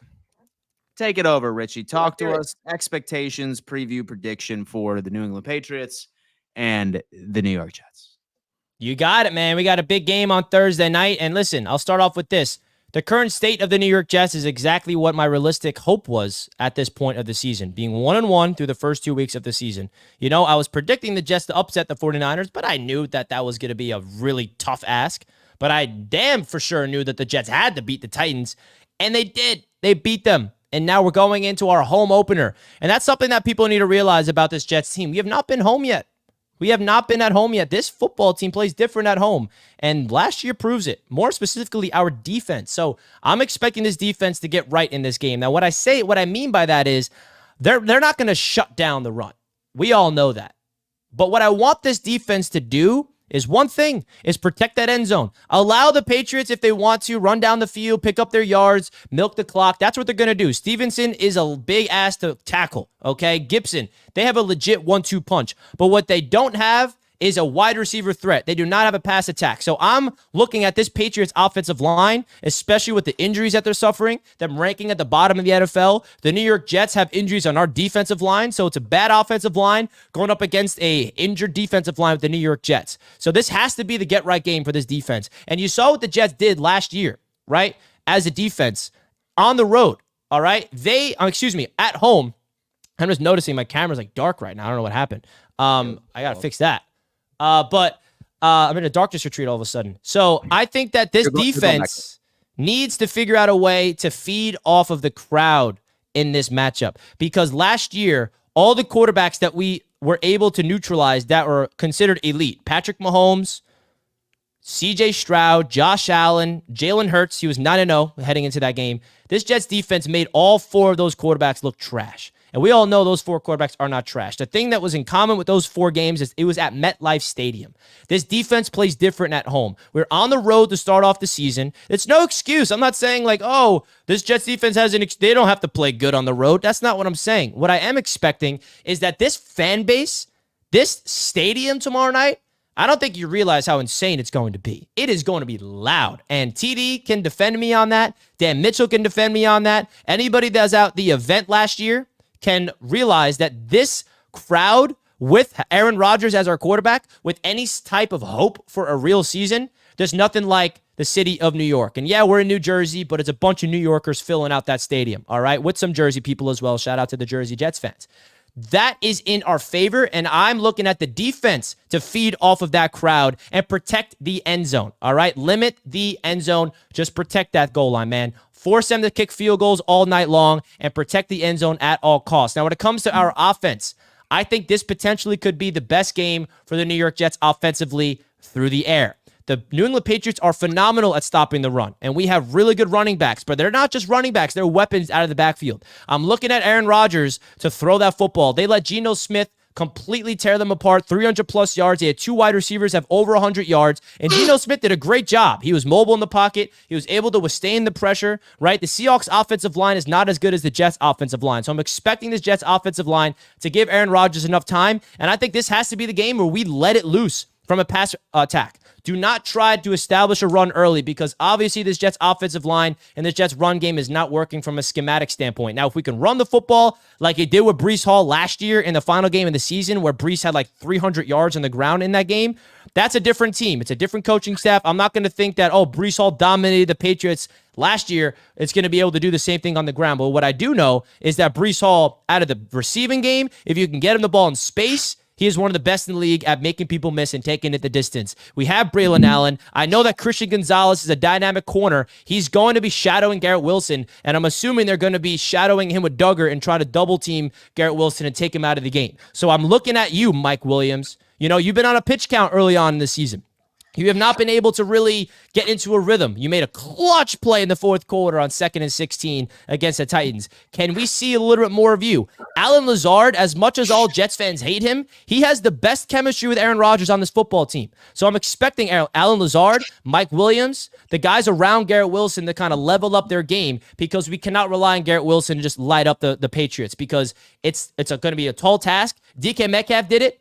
JSN did it. Why not Garrett Wilson and Mike Williams and our guys? So I think this is the game where Aaron Rodgers can have a game where it's like 200-plus yards, 2 touchdowns, protecting the football, and just be efficient and be effective, be opportunistic, and be aggressive because this Jets offensive line can give Aaron Rodgers time in the pocket for the routes to develop down the football field. Let's take shots. He was this close to hitting Lazard on a deep, like 80-yard touchdown against the Titans. Just missed him by a hair. So keep forcing the ball down the field. And let's be honest with ourselves. I think that the Jets still have a pathway to win this football game, even with Stevenson running all over us.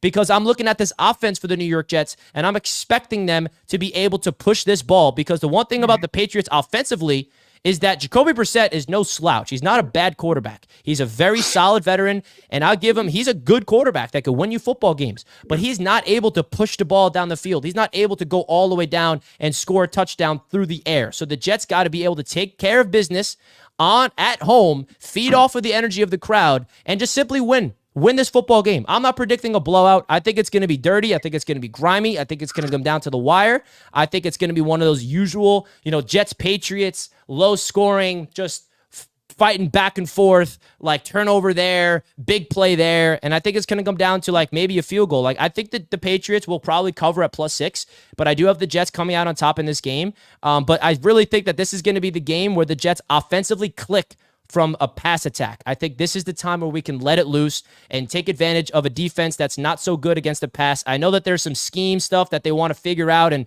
play more man coverage to kind of neutralize the pass, but if Geno Smith can do it, I think Aaron Rodgers can do it. And as long as Aaron Rodgers is my quarterback, I got confidence going into any game because this guy is clutch and he can will the team back to victory and drop those dimes in the fourth quarter. So I got the Jets winning this game, and I think that Ramondre Stevenson's going to have a really good football game, but I still have the Jets coming out on top of the dub. I love it. All right, Colby, talk to us.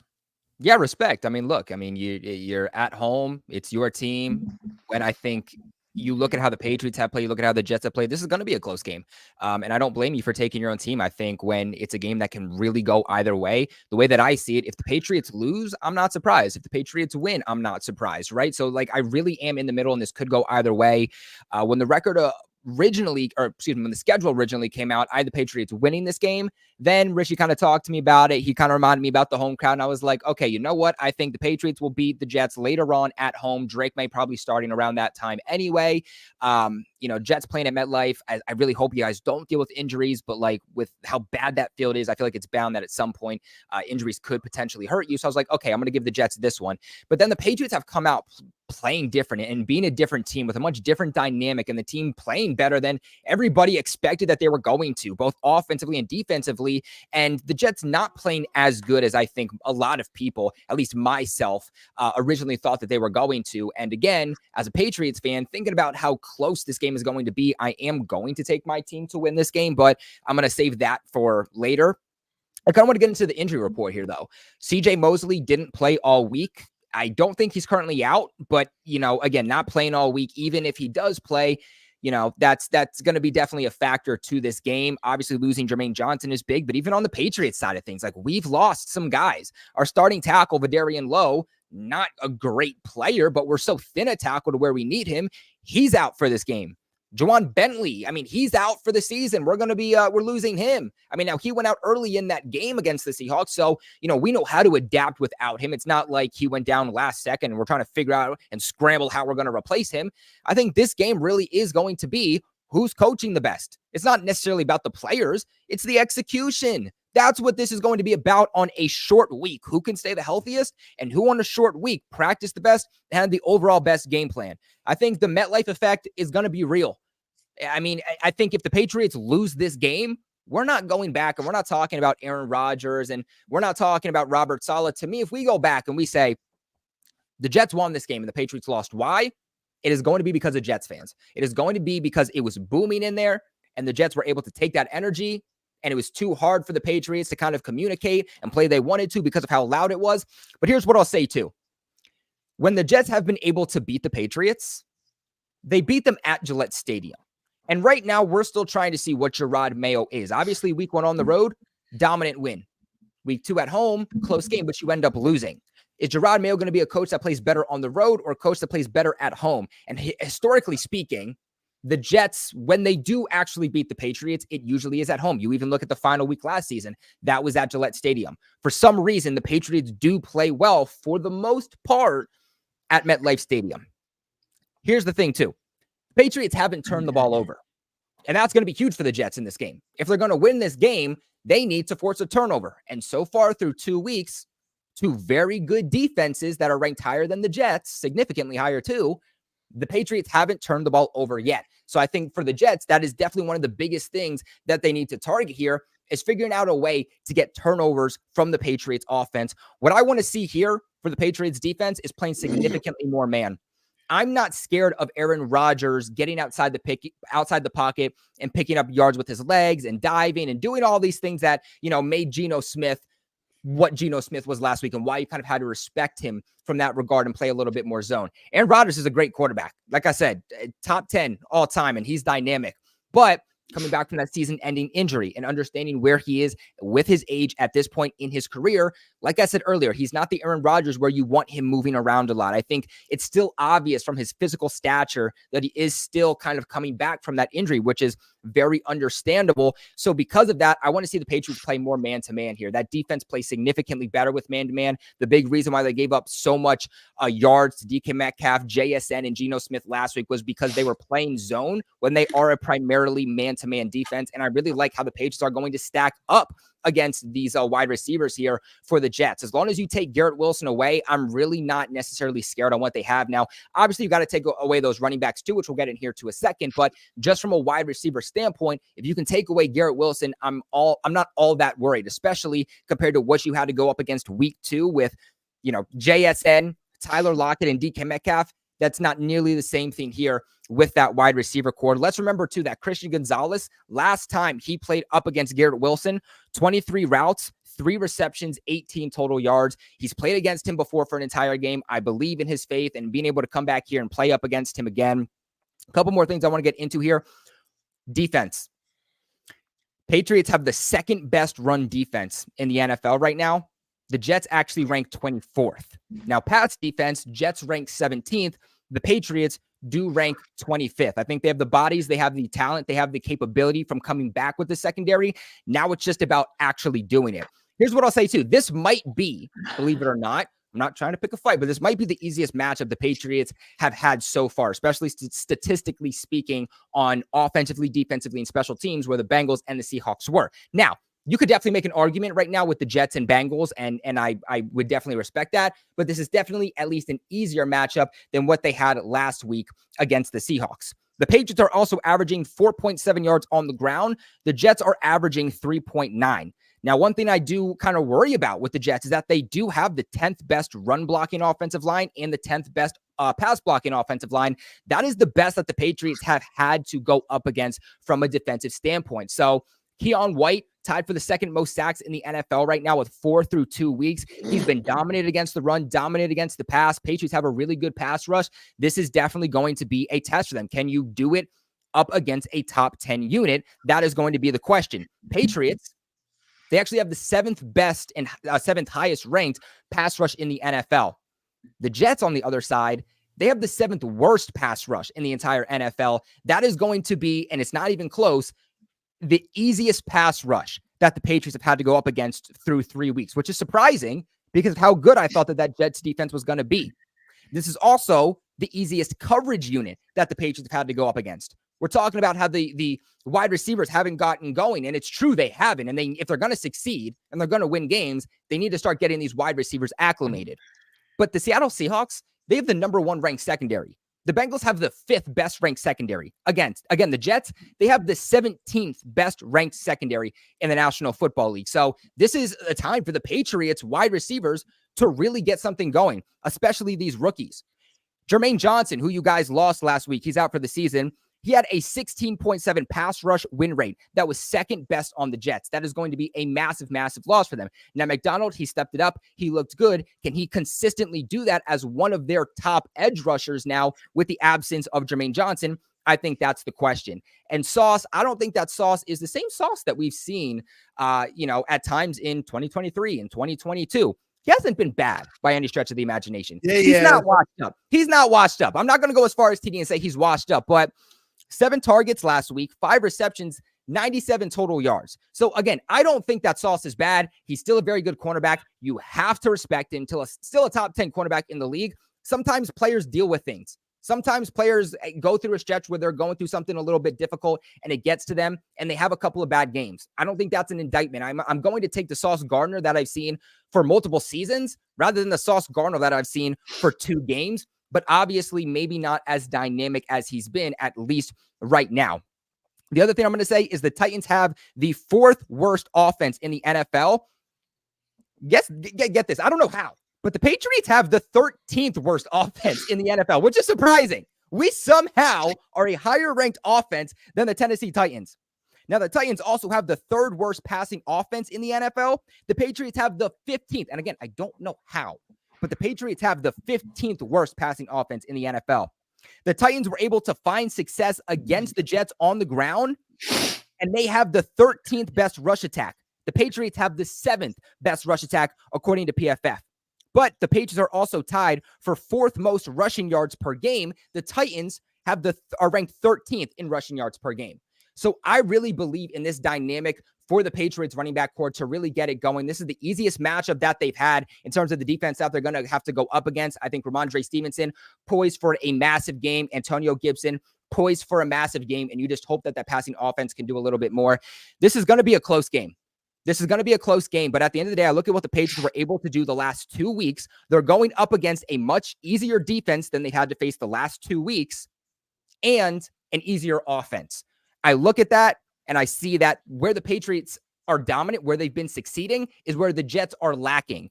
So I'm going to take the Patriots in this game. Like I said, it really could go either way. I took this score prediction being on what I saw from the Patriots scores the last 2 weeks.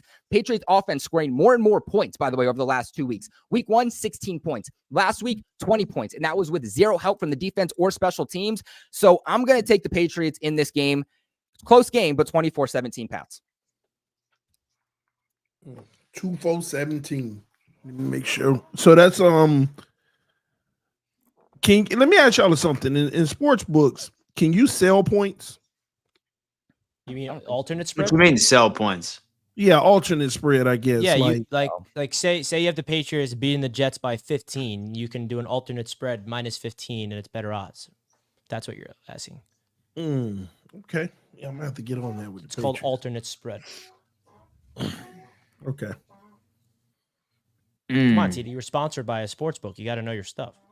It's called teas and points, baby. It's called teas. Okay. Hey man, look. Be as mad as you want at me for saying that. Call me delusional all you want, but here's what I'll say. I backed up my opinion with statistics. Yeah, Kobe. I'm about to take y'all -5 in this game and make some real money. Yes, I am. I'm about to do it, man. I'm telling y'all, I already know what this matchup is going to be, ladies and gentlemen. Listen, the New England Patriots going to run the ball right down their throat. Y'all saw what happened in week 1 versus San Francisco. You saw what happened week 1 in San Francisco. And then you got linebackers hurt for the Jets and stuff.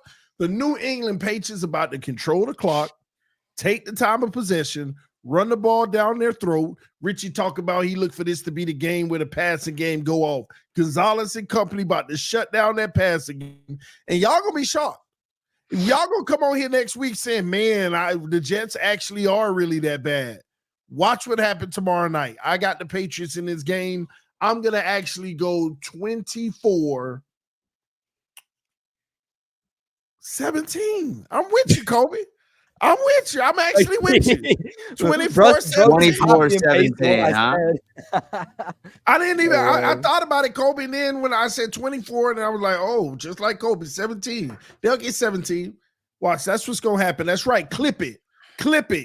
So you can replay it and be like Kobe and TD knew what they were talking about. Okay, so my thoughts on this game. Salty TD. Listen, this is going to be a classic Patriots and Jets game. This is going to be like a 9-6 sort of game. All right. Wow. Thursday night. This is going to be very frustrating for anybody that does not root for the Pats and or the Jets. It's going to be a defensive standout, in my opinion. I really don't see both offenses really having a lot of success. A lot of respect for the Patriots secondary. And unfortunately with the Jets, like they just really can't have any sort of pass rush from what I've seen so far. Hopefully they get it together, but it's going to be low scoring. love the matchup with Ramondre Stevenson. I just see both teams struggling tremendously in the red zone when it does come down into it. So give me the Jets 14 and the Patriots 6. The Patriots 6. So they're going up against a significantly worse defense the last 2 weeks. They go from 16 points to 20, but they're going all the way down to 6 now. Hey, so I think the Jets Thursday night football. Yeah. Listen, bro. Listen, like I would be more than happy if the Pats were able to come out on top. Trust me, because that just pads the lead for the Buffalo Bills. But I just see you guys struggling in the red zone. That's just about it. That's fair. I want to bring up a stat that just because I keep hearing that the Jets generating no pass rush, so I need to just clear it up. The Jets are generating pass rush. We're just not finishing. And Will Levis was phenomenal at escaping the pressure. The Jets were 3rd in the league last week in pressures. 23 pass rush, 23 pressures they generated, which is 3rd in the NFL. So they're getting to the quarterback. It's a matter of finishing. Jacoby Brissett, I don't think he's going to be able to escape the way Will Levis did. He's not as athletically gifted as Will Levis. Will Levis is actually, I was amazed. I was celebrating a sack, and then I see Will Levis somehow just pick up and run down the football field. I don't know how he did it. Richie, let me just tell you something real quick. Last week, Jacoby Brissett was pressured on 50% of his dropbacks. The week prior was 44, and he was only sacked 2 times and then 3 times. Well, my point is that the Jets are generating pressure, and everyone's saying that they're not getting to the quarterback. They are. They're just not finishing.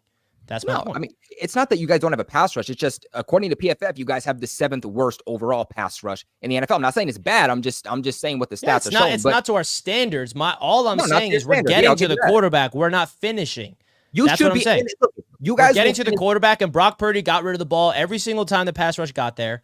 And then last week, every time the pass rush got there, Will Levis somehow just escaped. There was like 3 times where we wrapped him up, and then he just like escapes and picks up the first down with his legs. I was like, God, this guy is so annoying. So I'm just saying that we're getting to the QB. It's just a matter of finishing when you get to the quarterback. You guys should be better. Look, I'm going to say the Jets get 2 sacks on Jacoby Brissett in this game, and you guys should significantly rise in the overall standings for PFF because, again, you're going up against the worst offensive line in the league. Like, this is where you guys should have a good pass rush against the Patriots. You should get like a 40% pass rush win rate against us. Man, Ramondre Stevenson could have had 200 yards. Hey, man, if you have him in fantasy. Also, I'm just going to throw one name out there, and then we can move on to the next game that you guys will see, and he will be flashing all night long for the New York Jets on defense. Jamie Sherwood.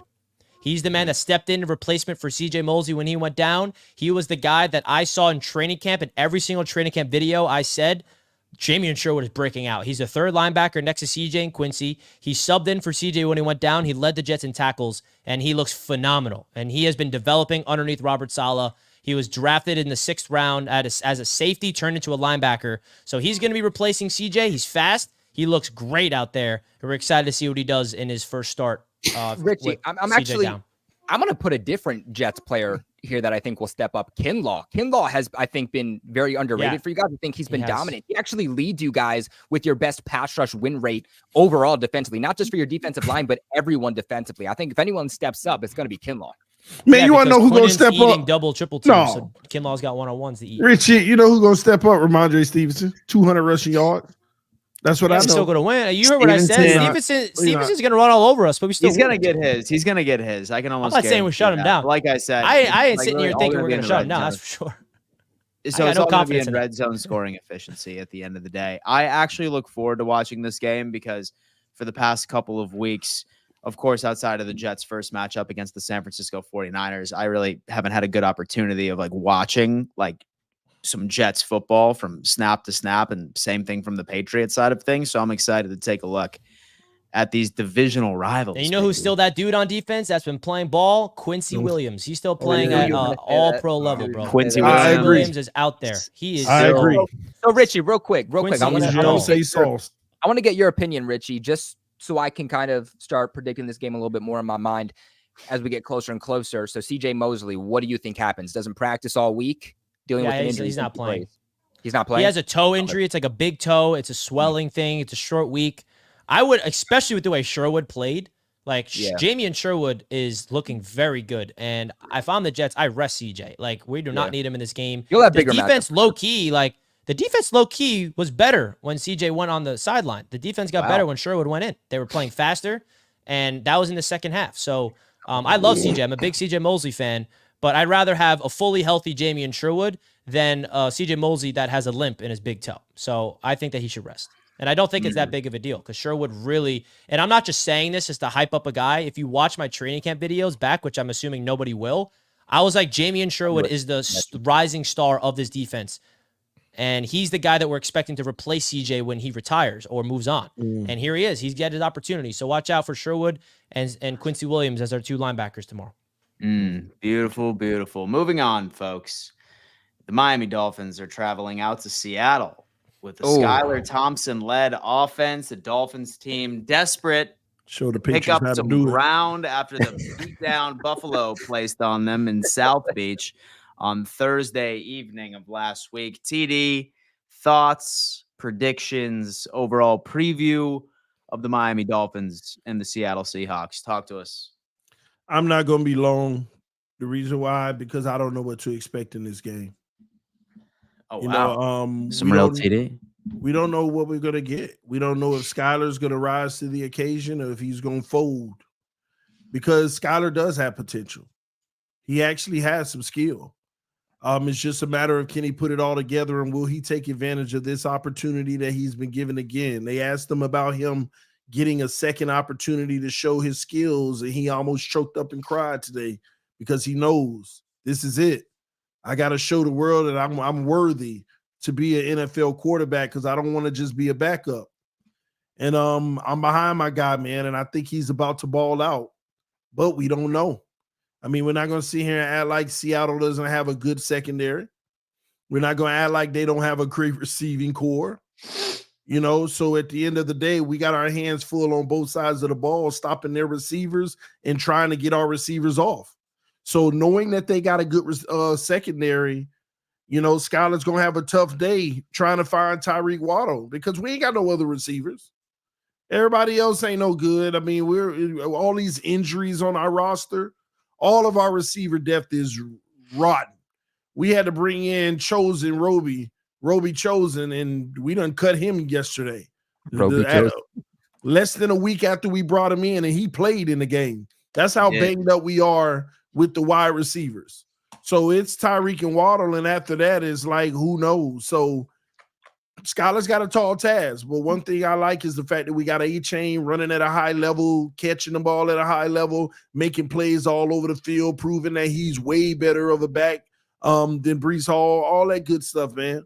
So at the end of the day, I don't know what to expect, but I am optimistic that Skylar is going to shock the world. And if he does and plays well and beats Seattle, boy, oh boy, Super Bowl is back in Miami, baby. Y'all already know. So wait, is this in Seattle or in Miami? In Seattle, on the road.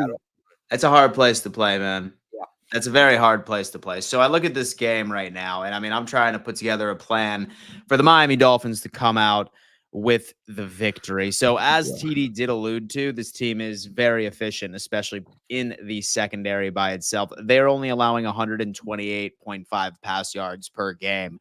Granted, all right, I mean, it's only been 2 weeks within the league so far by itself, but that's still very, very impressive. Like, they are top 10 in just about every single category when it comes into passing defense, secondary metrics, you name it. However, if you do want to take full advantage of them and get the game going, which I would imagine this is Miami's game plan already, especially with how Achane has been performing for the past couple of weeks, is to run the damn ball, dude. Like, they are allowing over 142 yards on the ground per game through 2 weeks. So, dude, feed Achane. Like, do exactly what you can, because you can run against this football team.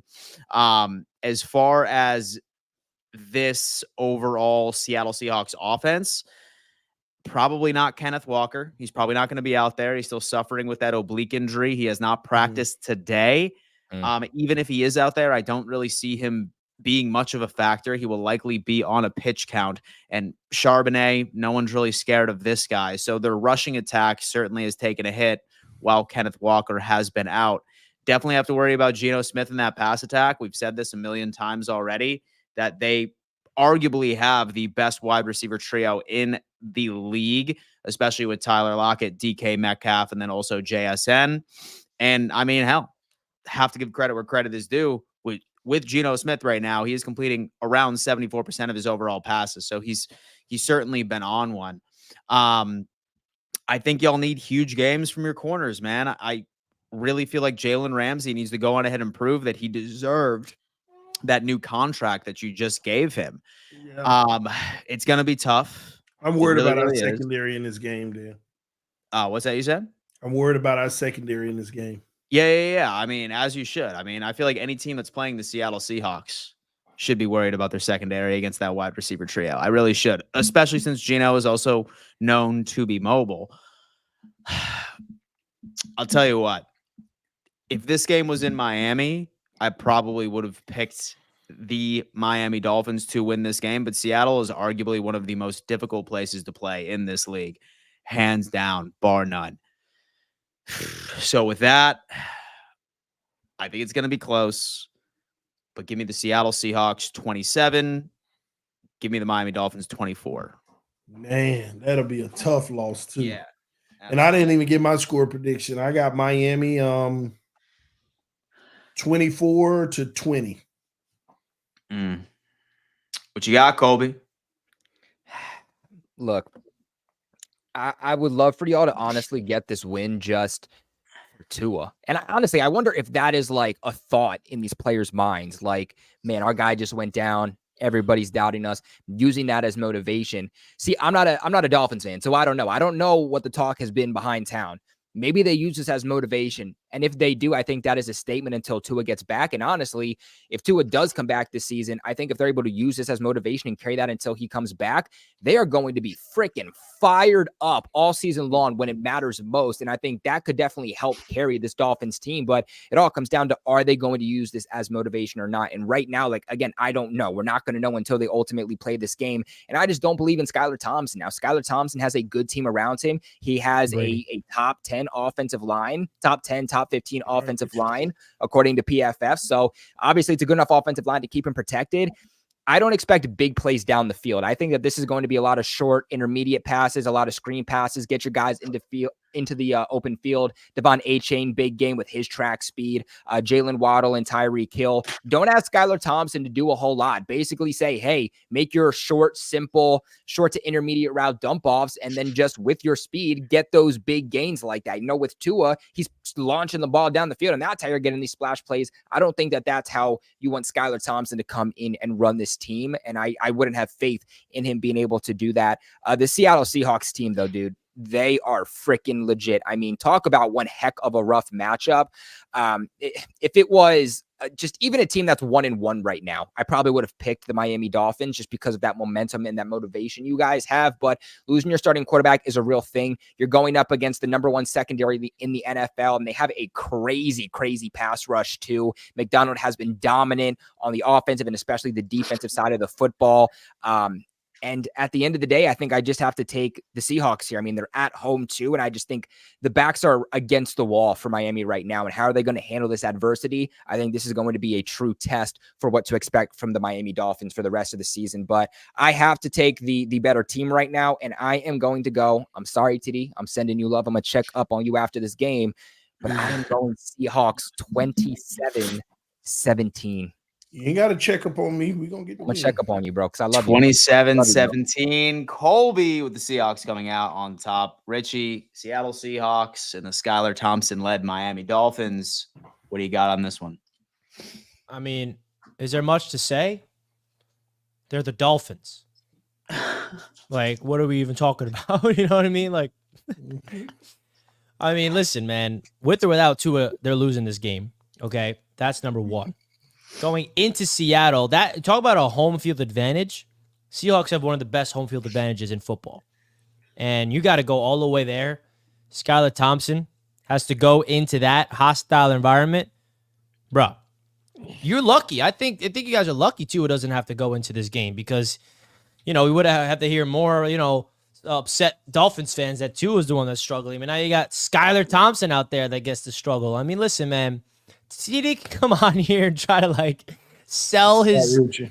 like it's like hilarious. It's like how can I Skylar laugh? then on the road in Buffalo in a playoff game, hostile environment, and went toe to toe with Josh Allen. Oh, he's hyping up a playoff loss. I mean, playoff losses has been haunting the Dolphins for 24 years, folks. And we got TD highlighting a loss that his quarterback played in. Congratulations on that. I mean, come on now. Let's be honest with ourselves. This Seattle Seahawks team is legit. Geno Smith is better than Tua. And I'm upset Tua's not playing this game because Geno Smith would have out there and proved it on the football field. Let's be honest with ourselves with that, okay? And Geno Smith is going to go out there and smoke that defense that could not contain Josh Allen, James Cook. You better hope Kenneth Walker is down in this game because Kenneth Walker not being in that game against the Patriots was a big benefit towards the Patriots. You know, the Patriots are, happy to shut down the run. Let's not forget, they did not have Kenneth Walker, who is one of the most dynamic backs in the league. He went out there week 1 for Seattle and put up like 100-plus yards and a touchdown. So he was not playing in that game. So you better hope he's not playing in this one because Kenneth Walker is a wrecking ball, and he is an explosive playmaker, and you better hope he's not playing because if he is, he's going to be a nightmare to deal with on top of having to deal with DK Metcalf and JSN. I mean, let's be honest with ourselves. DK Metcalf's about to go crazy with this Jalen Ramsey guy who's out there getting smoked every single time I watch Dolphins games. I mean, I'm just not being a hater. This is what I'm watching. I went into that Dolphins-Bills game.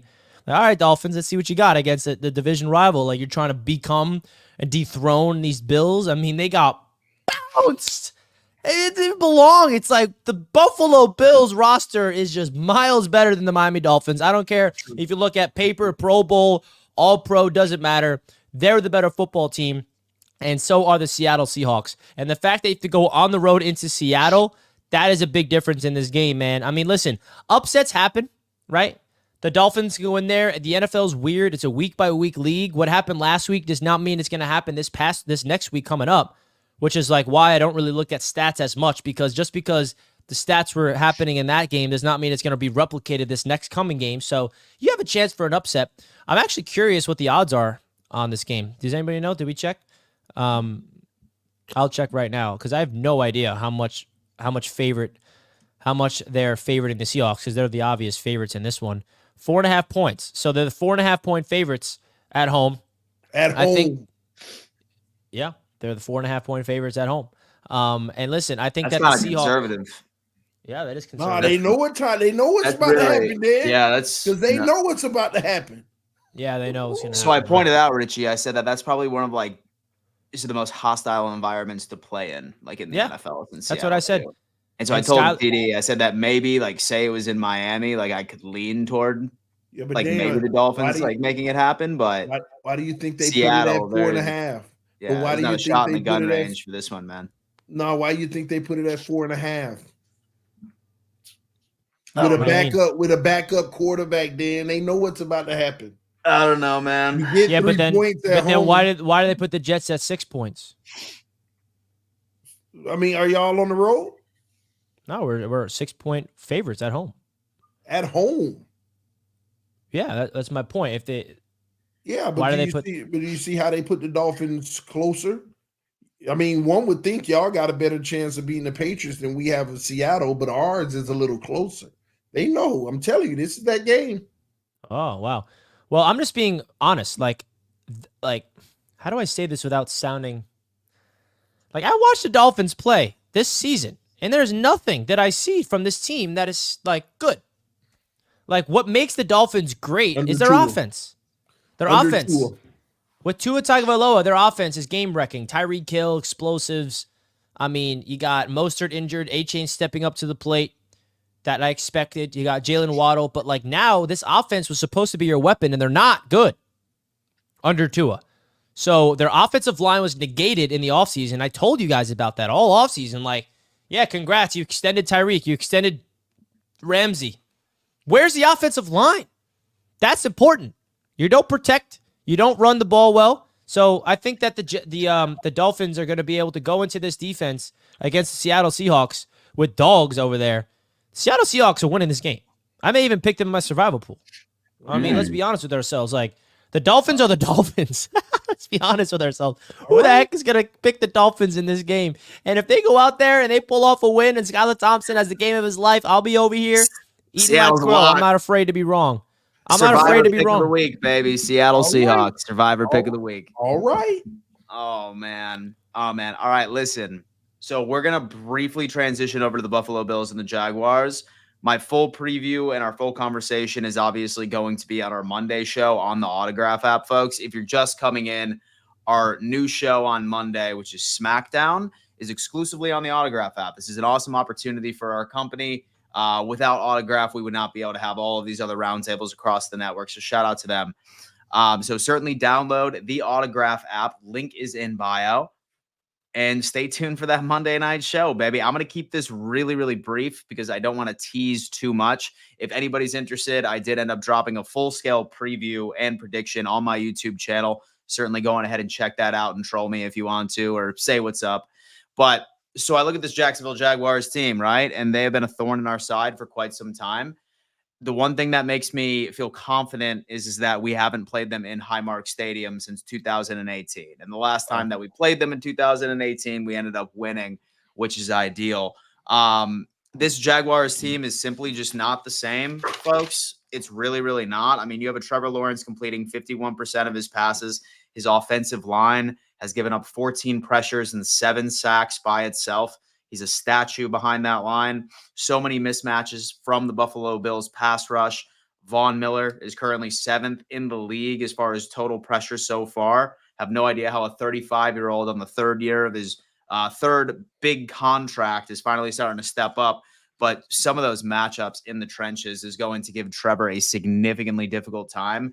They run the ball effectively, but for some reason, they do not utilize play action. This is one of the teams in the NFL where you have Trevor Lawrence be so effective with play action. They never run it. He's only had 14 attempts in play action by itself from the offense. Run defense, I can imagine that ETN by himself and then also Tank Bigsby is going to get theirs. Likely what we did with the Dolphins. We ended up letting them run against us and letting our secondary do what they could. Christian Benford is going to be up against the rookie. He is currently the highest graded cornerback in the league. He is the best cornerback in the National Football League throughout 2 weeks of football. So I love the matchup there. Gabe Davis, we already know who he is. Not so fast, dropping issues. I trust Rasul Douglas. Bernard, Taron Johnson are still going to be down, but I trust this defense, and I trust it because of our pass rush and with all the question marks they have at that offensive line. Not necessarily scared of this Jacksonville Jaguars offensive attack scoring many points, especially in Buffalo. As far as the Jacksonville Jaguars defense, this is going to be different. Don't expect a game like Miami, where this was a James Cook game and where this was a Ray Davis game. I foresee this Buffalo Bills team struggling establishing the run against this team. What the Buffalo Bills need to do is they need to win with Josh Allen. They need to win with the pass game. It's not going to be another 140, 150-yard pass game out of Josh today. It's likely going to be a 25 to 26 pass attempt, 290, 300-plus yards. So many question marks with their secondary. They ended up having their best slot corner, best defensive player on that team outside of Joshua Hines-Allen, is out on the IR. So I imagine that Josh is going to be picking on the perimeter corners. Same thing with the middle. Don't sleep on the front seven. They're going to get some pass rush. Josh has struggled against his pass rush in the past. However, I do see the Buffalo Bills walking away with this victory right now. Give me Buffalo Bills third consecutive week scoring over 30 points. Give me 31-21 Buffalo Bills. And Josh Allen throws for over 300 yards and 3 passing touchdowns and a rushing touchdown. He's going to add 4. And again, third week in a row, no interceptions. Third week in a row. Third week in a row, man. Listen, I told everybody. I said this. I said Josh will not throw his first interception until week 4 against the Baltimore Ravens. So I just got tagged in a tweet. At NY Jets Media, how do you do this roundtable? TD is such a loser. Did you see my response? Yeah, I put that up. How about that? What is it? Mm-hmm. Oh, look at this. With a Glo- broom. Gloating a broom when he's about to get swept for the second consecutive season by the Buffalo Bills. Yeah. Now- worry about yourself, Richie. Worry about your Now, Jets. Dan, Worry about yourself, baby. Now, Dan, you guys That's play Monday, hilarious. you said? Yeah, we play Monday Night Football. So this is basically like a short bye week for you guys. Yeah, it's nice, man, especially since there's still some question marks about Josh Allen's hand. I haven't heard anything specifically, whether or not he's still going to be wearing the glove. But make no mistake, man, this is going to have to be a Josh Allen game because I really don't see us being successful with the run game this week, especially against the Jags, because they're actually very good at stopping the run and bottling it up. So we're gonna break this down on SmackDown on Monday anyway, right? Yeah, most definitely. So, like, I mean, worst case scenario, if we just want to go on ahead and bring on in the Patreon guys, or if you guys, All I'm 27. going to say about this game real quick, I'm not going to go 27-18. deep into it, but go ahead. watch out. They're a desperate 0-2 team. And They are. last thing I checked, Jaguars kind of they got to beat you guys when no one expects them to sometimes, no? No. They do, is that man, too- and that was that's a- true. And Yeah. trust me, that is in the back of my head. But let me tell you what, as far as a desperate team that I am concerned about, I would much rather play the 0-2 Jaguars at home than I would want to play the Baltimore Ravens 0-3 going into Baltimore on week 4. So, I mean, that's a That's gonna loss be a- either way. I'm That's a loss for y'all crossing either my way. fingers. I'm crossing my fingers that Baltimore can beat Dallas, and Dallas doesn't 27-18. pull a Dallas, and Dallas doesn't pull a Dallas and just like win in a blowout fashion. That's going to And be a we great need to go game. to Cowboys, Baltimore Ravens. that's backs against the wall and 0-3. That's my biggest concern going into it. But Now, Dan, you should win this game too, because really, like, I understand y'all are on the road, but at the end of the day, you have the advantage of having the extra rest. You have the advantage of having kind of that extra time to have a game plan and be able to implement that game plan. So at the end of the day, you got to take a team Yeah. that is won undefeated against the team that hasn't Mhm. won a single game. You Yeah. guys have clearly looked better, and you've had the extra Yeah. time too, compared to the Jags. This isn't even Yeah. a thought. Like, the Bills are winning this game. yeah. Like, I mean, what's encouraging from my end is that like this Bills team has always had the narrative, right? Where like we drop these games that we're not supposed to, or like we just show up flat. Since Joe Brady has taken over for offensive coordinator, there has not been a game where the Buffalo Bills showed out flat offensively at all, or even defensively for the most part. Like, I have not seen a flat game from the Buffalo Bills since Ken Dorsey was shipped off to Cleveland. So, good thing. Let's hope that this random shitty Bills performance, twice or 3 times a year is far behind us and we go out there. But I mean, listen, when this Buffalo Bills team is playing at full capacity, there is not a team that I fear.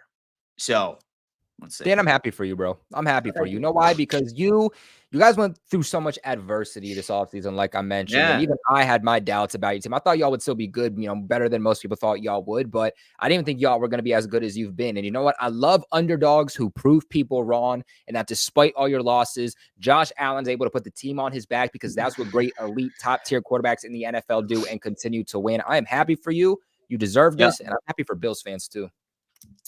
Thank you, sir. Thank you, sir. What you got, Richie? Yeah, they deserve this so much. What you got, bro? Richie just doesn't want to see y'all in first place no more. He's already done. Yeah, you guys deserve it. Bills Mafia deserves it. Yeah, I mean, listen, it's one of those games where it's the Bills are the favorites. They should win this game. They're the better team. The Jaguars have definitely just laid an egg this season. They just don't look good. I think they have talent. I really like Brian Thomas Jr., but He popped off last week too. yeah, Evan Ingram, what's going on? Oh yeah, he's gonna be gone. He's not expected to play. Yeah, What I mean, he's happened? my fantasy tight end. He pulled his hamstring pregame warmups last week, and I had him put up a freaking donut. What? Didn't play for me. I was like, bro, I drafted you in fantasy for what? Yeah, I forgot to mention. What, dude? No Yeah, way. so Evan He's a Ingram's baller, not going to man. play, and he was not being utilized in week 1, so I don't know what's going on. Like, the Jaguars got talent. They got a good front seven, and it really just comes down to Trevor Lawrence, because he's not playing good football by any stretch. He went up against a tough Browns defense in week 2, and he looked decent in week 1. not great, but he looked good enough. But then he wasn't able to get over the hump in the clutch to win them that football game. So this got to be Trevor Lawrence's best game of his career to really kind of like on prime time in Buffalo, hostile environment. Like, I'm not really expecting the Jaguars to pull off this game. I got the Bills winning, but you never know. This is one of those trap games where like, oh, Bills easy win, and then all of a sudden the Jaguars win. We're like, what? I mean, who the heck predicted the Raiders to beat the Ravens? Someone raise their hand. That, right? Dude, it's that O-line. I'm telling you, that O-line is the Achilles heel for a team that wants to run the football. And we stole It's been a weird. You can't pass the ball. You need to run it. And if you're going to run the ball, you need good blockers. That's just common sense. And they literally just said, F our offensive line.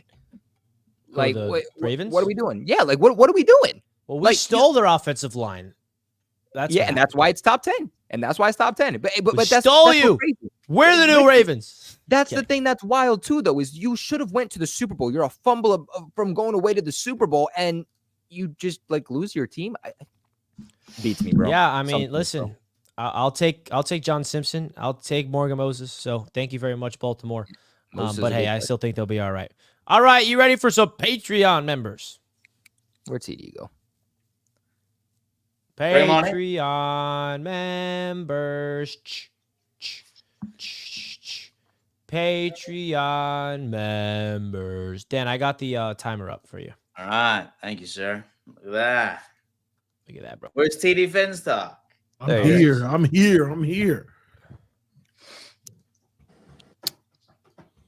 Bro, last week, TD, you were banging the Jets the entire time, the entire stream, 3 hours. You were trolling the Jets. And I came on here and said that you were going to get your ass kicked and we would have the same record. And here we are. Like, what's the point of hyping up this rivalry? There's no rivalry. You always get your ass kicked, bud. Like, what is this? We always have debates with you and the other roundtable members about, the Dolphins will finally beat the Bills this week. It never happens.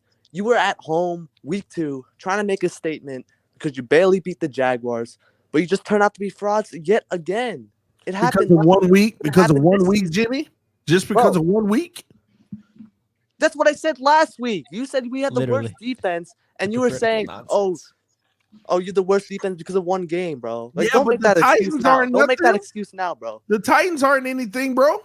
Bro, don't get me started on how you were trolling DeMar Hamlin the entire week, and then he injures your quarterback. Tell me that's not a coincidence. This is what happens when you run your mouth. DeMar Hamlin didn't injure my quarterback. This is what happens when you run your mouth over and over again and just keep on lying. You're lying right now, too. There's no Super Bowl, no playoff win. You're done. I will forever troll y'all Jets fans until y'all can beat us. You can talk all that smack all you want. Bro. It's until coming, bro. Y'all can beat us. We're coming to kick your ass. You ain't coming. We're coming to kick your ass. Y'all ain't doing nothing. Y'all y'all out. Y'all coming to get this broom. Y'all coming to get a broom, and we got a dustpan to go with it. Bro, you got nothing. You got nothing. You're shit. You're dog shit. Well, guess what? What they make the Jets? You're dog shit. What they make the Jets? Bro, the last time we saw Skylar Thompson, bro, we kicked his ass at MetLife, bro. Y'all ain't, man. We'll see. Zach Wilson kicked his ass, bud. Like, what are you doing here? I don't know why y'all Jets fans be the ones talking. Bro, Kobe, it's shoot on sight. It's shoot on sight this week. You're done. I can't wait. I'm done. We're a better team than you. We're a better team than you right now. Why are you talking, bro?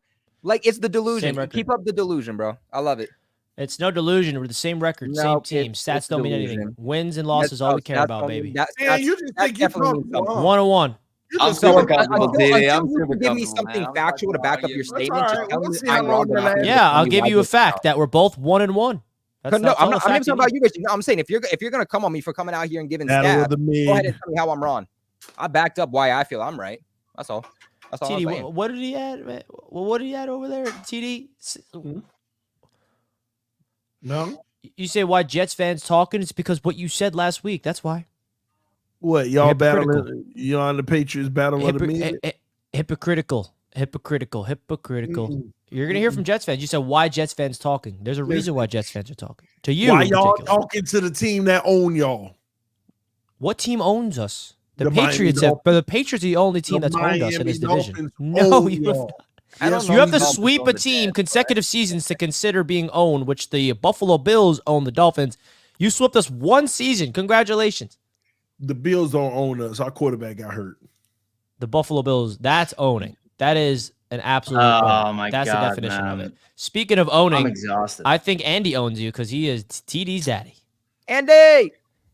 What's going on, guys? What's going on, Well- man? Happy well- belated, well- brother. Yes, I know. Thank How you. was your birthday, It was- Andy? Oh, it was fucking amazing. Just like I said it was going to be. Just like I said it was going to be. Well, we'll get to that. Just wanted to come out and say hi to some of you guys because I don't get the chance to talk to all of you because usually my focus is centered somewhere on a totally delusional moron who's still running his mouth. Right? You think that he'd like actually be real for once. I got a stat for you. 7 and 10. You know what that means? In the amount of times Tua has faced the Buffalo Bills, he has 7 touchdowns and 10 interceptions. How about that? That's elite, man. Andy, if he didn't get hurt, he would have had 10 touchdowns by the end of that game. Yeah, right. In one game? Not even in your fucking dreams. Okay?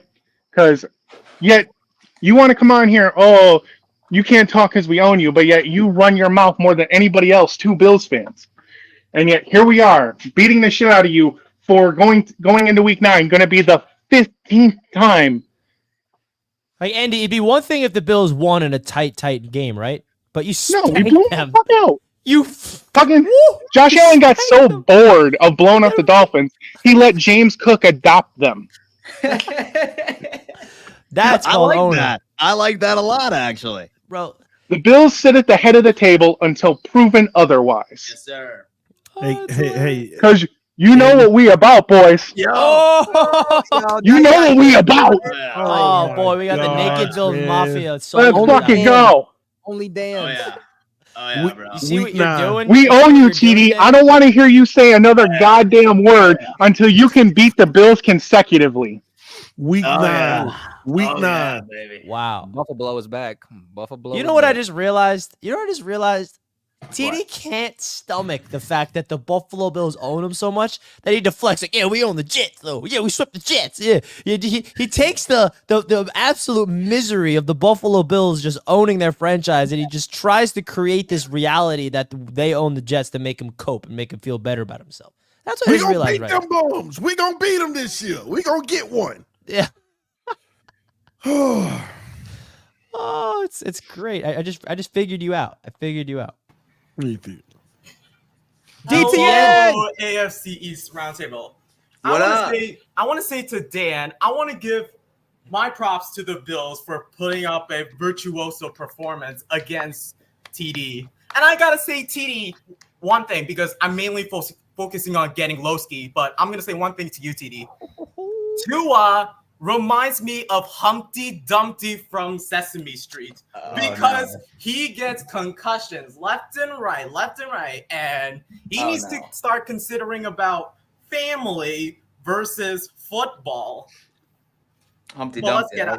let's get out of the way. I'm here to target Loski and the rest of the Jets fans. Thank you.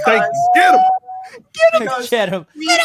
we Patriots have constantly owned the Jets at MetLife Field since 2015, and I have the stats for the record for the last time the Jets won a Thursday night football game, and that was November 2nd, 2017 against the Buffalo Bills. What happened after that? 2018, you lost to the Browns. 2019, you lost to the Ravens. 2020, you lost to the Broncos. 2021, you lost to the Colts. 2022, you lost to the Jaguars with Zach Wilson starting and then having Joe Flacco to take over. And then just last year, you lost to the Browns again. And guess what the Patriots did the last time we played in a Thursday night football game? We beat the Steelers, which we were projected to beat. So, Loski, you should watch your mouth, man. And I heard you in the chat saying that you hate Boston. My Celtics beat your Knicks on TD Garden. You own my division. Tell him. Jason, and you think that Jason Tatum is trash? I know it's not football, but basketball is more important than football. If we Tell him. if the Patriots What happened? I don't know. TD's messing up. Like that's why I you're not didn't the do nothing. that's why you're not the producer of the show, TD. You gotta stop. I didn't do nothing. What are you talking about? What are you doing in that circle, bro? Shout out DTN. This guy's Shout got out. Jason Absolutely Tatum. cooking. That overrated. That overrated. Yeah, trash. Loski. Yeah, Hey, Loski. listen, I didn't. Listen, I didn't realize that. So the Jets have such a shitty Thursday night football record. I think I might need to change my prediction. Yeah, you will, Dan. Yeah, I didn't there's know a that either. consistent. Yeah, do you want me to name the quarterbacks in those Thursday night games compared to what Sorry, we have are now? you listen, man, it's home? bad Are juju. you home? It's bad juju, man. Listen, dude. Like, Yeah, at I mean, first I was let's kind be of nervous honest. about the Bills-Dolphins Y'all- game on week 2, but then I saw that record for Josh Allen, and I was just like, how the hell could I bet against a guy that's undefeated? Yeah, I mean, I don't can know. also bring you Richie, stats. are Aaron y'all Rodgers home? never started 2-0, 0-2 in his career, which is why we won last week. Are y'all home, Richie? Yeah. Yeah, the MetLife. Hey, you ain't going to that game? Nah, bro, I gotta stream it. We got I'm gonna- hey, man. I was about to say that's a good game to go Life to. we Rich. choose, baby. That's a life That's we a good choose. We game. got to stream, baby. Interesting. You don't want to go witness the L. I get it. He's got to do locker. Nah, man. I'm assuming. That's yeah, what. I gotta why do you have to locker, stay bro. back. You know why I'm not going, TD? Why are you asking me? I don't know. Say it, Richie. I got to do Come on. locker too. I got to make sure I know how to use the app correctly. Yes, sir. All right, let's get into the next caller.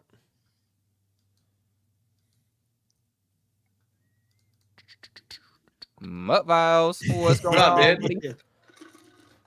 You're muted, Mutt Viles. That's okay. Mutt buddy. Viles, you're muted. Yeah, Mo Viles, you muted. You gonna let these Patriots talk to you like that, bro? You hear me now? What you Yeah, talking reset about? the clock for you, brother. Nobody Thank did. you, thank you. Yeah, don't let them Patriots talk to y'all like Nobody that. man. disrespected Nah, Mutt no, Viles. first off. Mutt Viles. I kind of want to know where DTN was going at the end of that, though, with the Celtics and Knicks. I don't know Me where else too. was going there. I was kind of curious. Me but- too. TD, I'm gonna leave you alone. You're right now. Thank you, brother. in- Everybody you're in a messing little bit with of you, injury boy. therapy right now with Tua. I'm gonna leave you alone. I'm not worried about Skylar Thompson because when we play y'all, Tua's gonna be healthy anyway, so I don't care. What do y'all play the First Dolphins? thing. What happened? For the Late event. in the season. I know we Week play them near 14. the end That's of our the first year, time. and we play on week 18. I know that. 2 dubs. My only thing I Swept. don't understand though, with the at least with the standings, a quick thing that I'm getting into Dan. My only question though with the standings thing, how come the Patriots are over us though if we're all the same record? Like the reason why I can understand the Dolphins being in the basement because they have a division loss, while the Pats and Jets have never played a division game. It might be just in terms of like Strength it's of really schedule. tough this It's early strength on, but of- like strength of the schedule and stuff like that. And Yeah, Yeah, strength of because schedule it is a goes tiebreaker. division, so it goes division, conference, and then strength of schedule, I believe. Okay, the reason why I asked though because Yeah. correct me if I'm wrong though, the Jets lost to an NFC team, but they beat a AFC team, and for the Patriots, it's literally reversed. yeah, I think it depends on like how hard the opponents are that you lost and beat to. So like the Patriots lost to the Seahawks, who are one of the best teams. The Jets obviously lose to the 49ers, but they beat the Titans, who are like one of the more worst teams in the league. So it's just kind of how it weighs out. It's kind of weird. Right. Yeah. Dan, I got two things with you right now, bro. Because one thing I heard though with Josh Allen, and the other thing is this: last 4 times that you play the Jags, you lost 3 out of the 4 times. You might want to watch what you're saying, dude. I'm just saying you lost 3 out of the last 4 matchups against the Jags. That's all I'm gonna say on that. That's what I Second, said. why is Josh Allen the most protected quarterback besides Patrick Mahomes when it comes to the media? All I keep hearing Exactly. about, though, I want the Protected? James Cook play well, the defense don't do well, and all I hear is, "Oh, did you see what Josh Allen did? What did Thank he do? you. He didn't do Oh, anything." bum. He ain't did Um, nothing against us. All right. I all love right, Mutt all Viles, right, man. all That's my favorite Jets fan. Um, That's my favorite Jets fan. right. So I do love that agree because y'all do understand that I absolutely hate. I hate the Windsor quarterback stat. I hate We it. know. I absolutely hate it. And I think that the media is very hyper focused on quarterbacks and not the teams by itself. But like what Josh Allen did well was that while he only had 18 pass attempts, some of the throws that he made were pretty damn good. I'm not gonna lie to you. Like really right on target. He was able to extend the plays. He made the most out of all of his pass attempts. He was hitting his guys. So I mean, listen. I mean, when it came into it, man, like as far as like who I would give credit to the win, I'd have Josh Allen like 5th on my list. So, I mean, listen, I totally agree with you. Like, I think the media hyper focuses and glazes quarterbacks regardless of what happens. Just because a quarterback's out in the field does not mean that he was the reason they won. It was largely a James Cook, Sean McDermott, Bobby Babich in a defense sort of game. And I'm completely fine with that because about damn time that somebody else stepped up on this team other than Josh Allen. That's all I got to say. Mutt Viles finishes off another take. He says, for your information, Jets winning 27-21 tomorrow night. See, that's fine. He kept it close, and he's a respectful Jets fan. I respect that. I respect it. My boy, hope you... And you know what's sad? Not really sad, but I did a Jets jersey giveaway. And Mutt Viles won it. Let's go. Let's go. But guess the player he chose. Is he gone now? Yeah. What? Who was it? Jermaine Johnson. Oh, damn. Before it's okay. He'll be back next year. Titty, did you just laugh? Yeah, him picking the wrong jersey.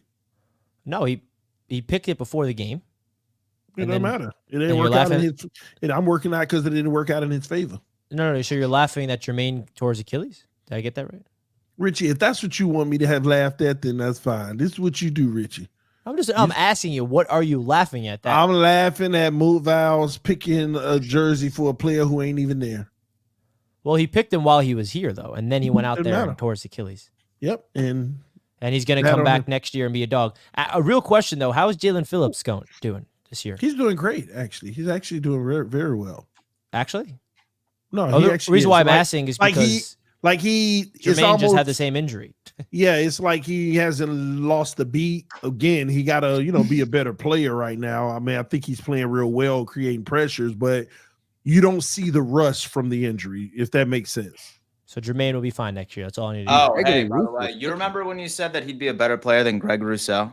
He is, Dan. You act like he's Greg Rousseau that'd be fun. all of a sudden better because 2 weeks of football. 3 sacks, baby. Greg Rousseau, Jalen Phillips been dominating him for 3 seasons. Hey, Will McDonald's better than Greg Rousseau, Dan. 3 sacks, baby, 1 game. Come on now.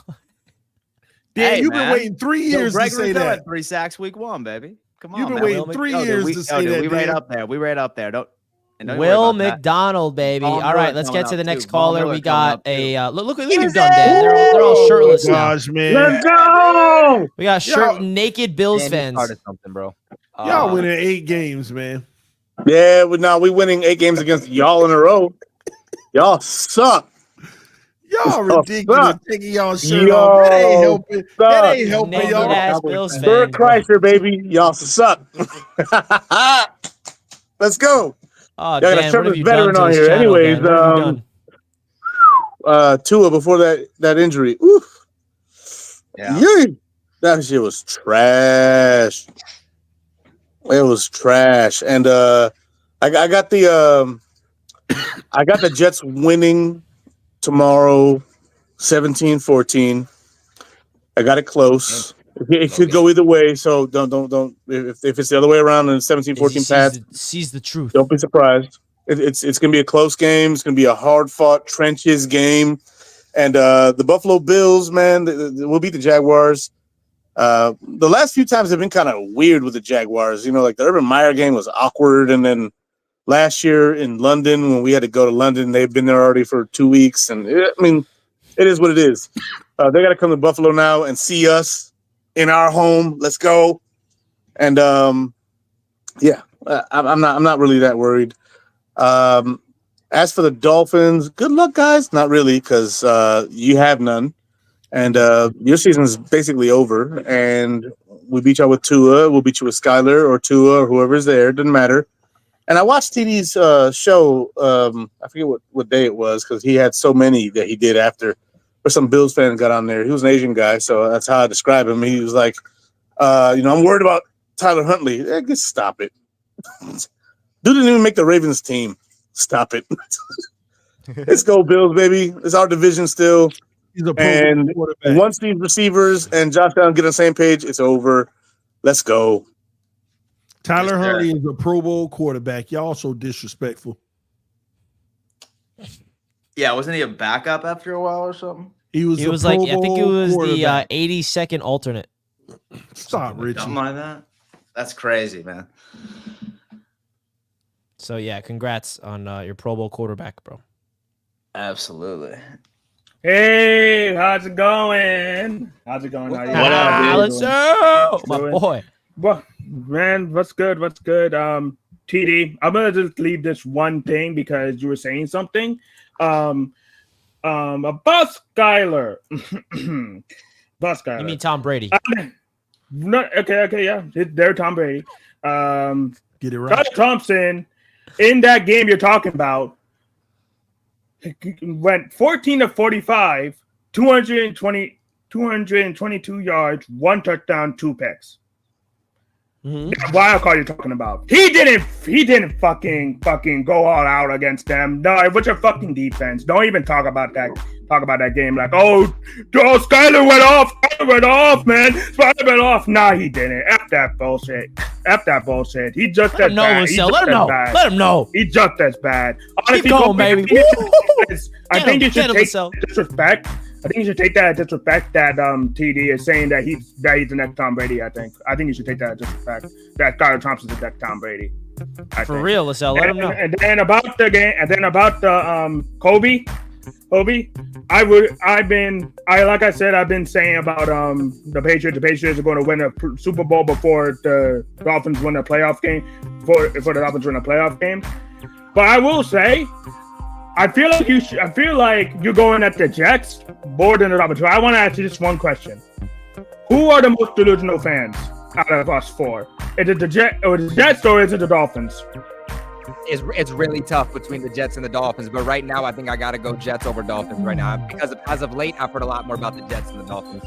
I don't believe that. I don't believe that shit, bro. It's tough. It could go either way. They're saying that they're winning the Super Bowl every year. We only said it once. One time this year. Super Bowl this year too. So. Okay. Instead of this year, let me just say this. Instead of this year, when's the last time we saying we're going to the Super Bowl? When's the last time? Never. I mean, come on now. We got this Dolphins fan, the face of this roundtable, saying they got the new Tom Brady. That alone should elevate the fan base. First of all, I said we could have the new Tom Brady. No, bro, you said it 3 years ago. You're saying it again. The most fan base is any given Sunday. It really is. Any given Sunday. Oh, man, there's nothing like Dolphins fans. You got to love them. Got to love Dolphins fans. If you asked me last month, it would have been Dolphins. Speaking of Dolphins fans, a Dolphins fan that I have a lot of respect for, JD DeGrade. JD! What up, dude? What up, fellas? First of all, I just want to say, can y'all hear me? Yeah. Yes, sir. Yeah. First of all, I just want to say congratulations to the Buffalo Bills. Y'all did do what y'all had to do against us on Thursday. Bums. And, it is what it is for right now. And I know that everybody always gets on TV about him being going to the Super Bowl and this and that. TD, when you're on this round table, man, keep doing what you're doing. I'm loving every bit of it, man. I like this salty TD, man. I love it. But I also want Kobe and Richie and all y'all to keep getting at him. Keep getting at him with it, too. Keep going right back at him, y'all. I need Dan to jump in there a little bit, but I want y'all to delusional. They delusional. I know all of y'all are, but I want all of us. That's what makes it so interesting to look at and listen to y'all over these years. I've been listening to y'all. As far as these games are concerned, especially our game, you're right, TD. I don't know what to expect with Skyler. We're gonna see what he does, and we're gonna see how these next 4 weeks turn out. And we'll go from there. As far as tomorrow night's game, I hope it ends in a tie at 0. But I don't care who wins that game. I do. I want the Patriots to win because they ain't going nowhere anyway. Wow. Hey, man. Not this season, we ain't. We'll see. As far as that Bills game, the Jaguars have won a lot of them games. So I'll give Buffalo the slight edge because it's in Buffalo and the Jags haven't been playing well. But the Fins ain't never hiding, man. We'll always be here, y'all. I am not running from any wins or losses. I've been a fan too long to be running from any wins or losses. And until this organization change how we do drafting, unfortunately, we're gonna always have the same results. Wow. Stands up no matter what. Stands up no matter what. Appreciate you, JD. See, that's a Dolphins fan. Guy. That's right. Yeah, man, listen, that's why I said before I brought him in. Respect. See? And so he let us know that we're all delusional. But you know what? That's what makes this show so great is that we are all delusional with our teams, man. And it's a beautiful thing. I love it. Is that's That's pretty dope, man. Shout out to JD the Great. He's always in my channel, showing some love. Appreciate you, brother. So Anthony! Hey. What's up, buddy? What up, man? Well, looks like the Bills did beat the heck out of them Dolphins. We What'd you did. say, Anthony? We did. Oh, yeah. bro. It was going to happen. Quarterback got hurt. Excuses. You can know never what? Let me accept tell you an L, something. After Anthony. You Tua can went never. down, I don't think anybody decided they wanted to play football after that. No. I think Buffalo, all they did was just coast for the rest of the game after that pick six. Even after when Tua went out. You guys couldn't even do nothing after that. And so Tyler Nobody Bass didn't even want to purposely play. missed that kick because he felt bad. The defense shut him down after that. Yeah, well, you know what? Yeah, we I weren't even guarantee trying. you, if Tua was still healthy, it would have probably been a higher score than 31 points that Buffalo would put on you guys. No, I doubt it. I'm pretty sure it would. It would have been 50-something to maybe 27. Who knows? We came back and But won. I'll tell you this. My present for Tua, man, I hope he gets good. It sucks to see an NFL player go down like that, especially when he's in his prime. For tomorrow night's game, I think the Jets will prevail. The Patriots are a good team, but I think the Jets will prevail. The Bills are going to beat the Jaguars. It's Monday night, and it's at home. Yep. The Dolphins in Seattle. I pick Seattle, man. Just the way it is. Y'all all getting it wrong. That stampede you took last week, man. It's done. You guys might win 6 games this year, maybe 7. The fraud fins. Who else? Y'all have lost y'all mind. Now y'all got us out the playoffs. I'm done. Out the playoffs. I mean, come on, TD. What have you? Wasn't it close last year? Wasn't it? What seed were you last year? By the end of the season, you were 7th. So you were almost out of it last year. Were we 7th or 6th? No, we were 6th seed, I think. Either one. Close out of the way. Yeah, Dan. But do you even make the playoffs if you like lose every year? Does that even count? Well, I could understand you not having the answer to that. Yeah, because when we go there, we actually having dance. not On it. We even actually know made how to it, win. Having not even. When the last I'd rather time you not went? make the playoffs than Richie, go to the when playoffs last every year and time you lose, went? bro. When is the last time you went, Richie? The last time we went to back-to-back AFC championships. When? We win. We will go. That's all that matters. When did you go? When did you go? But when we go, we win. Yeah, that's the thing. When was we're not going to be this fake team that goes and gets bounced. We rather when we get in there, just like this year, we're going to make them. We're going to make I agree with you, Richie. I'm just trying to understand when was that the last time that happened? When Aaron Rodgers won a Super Bowl.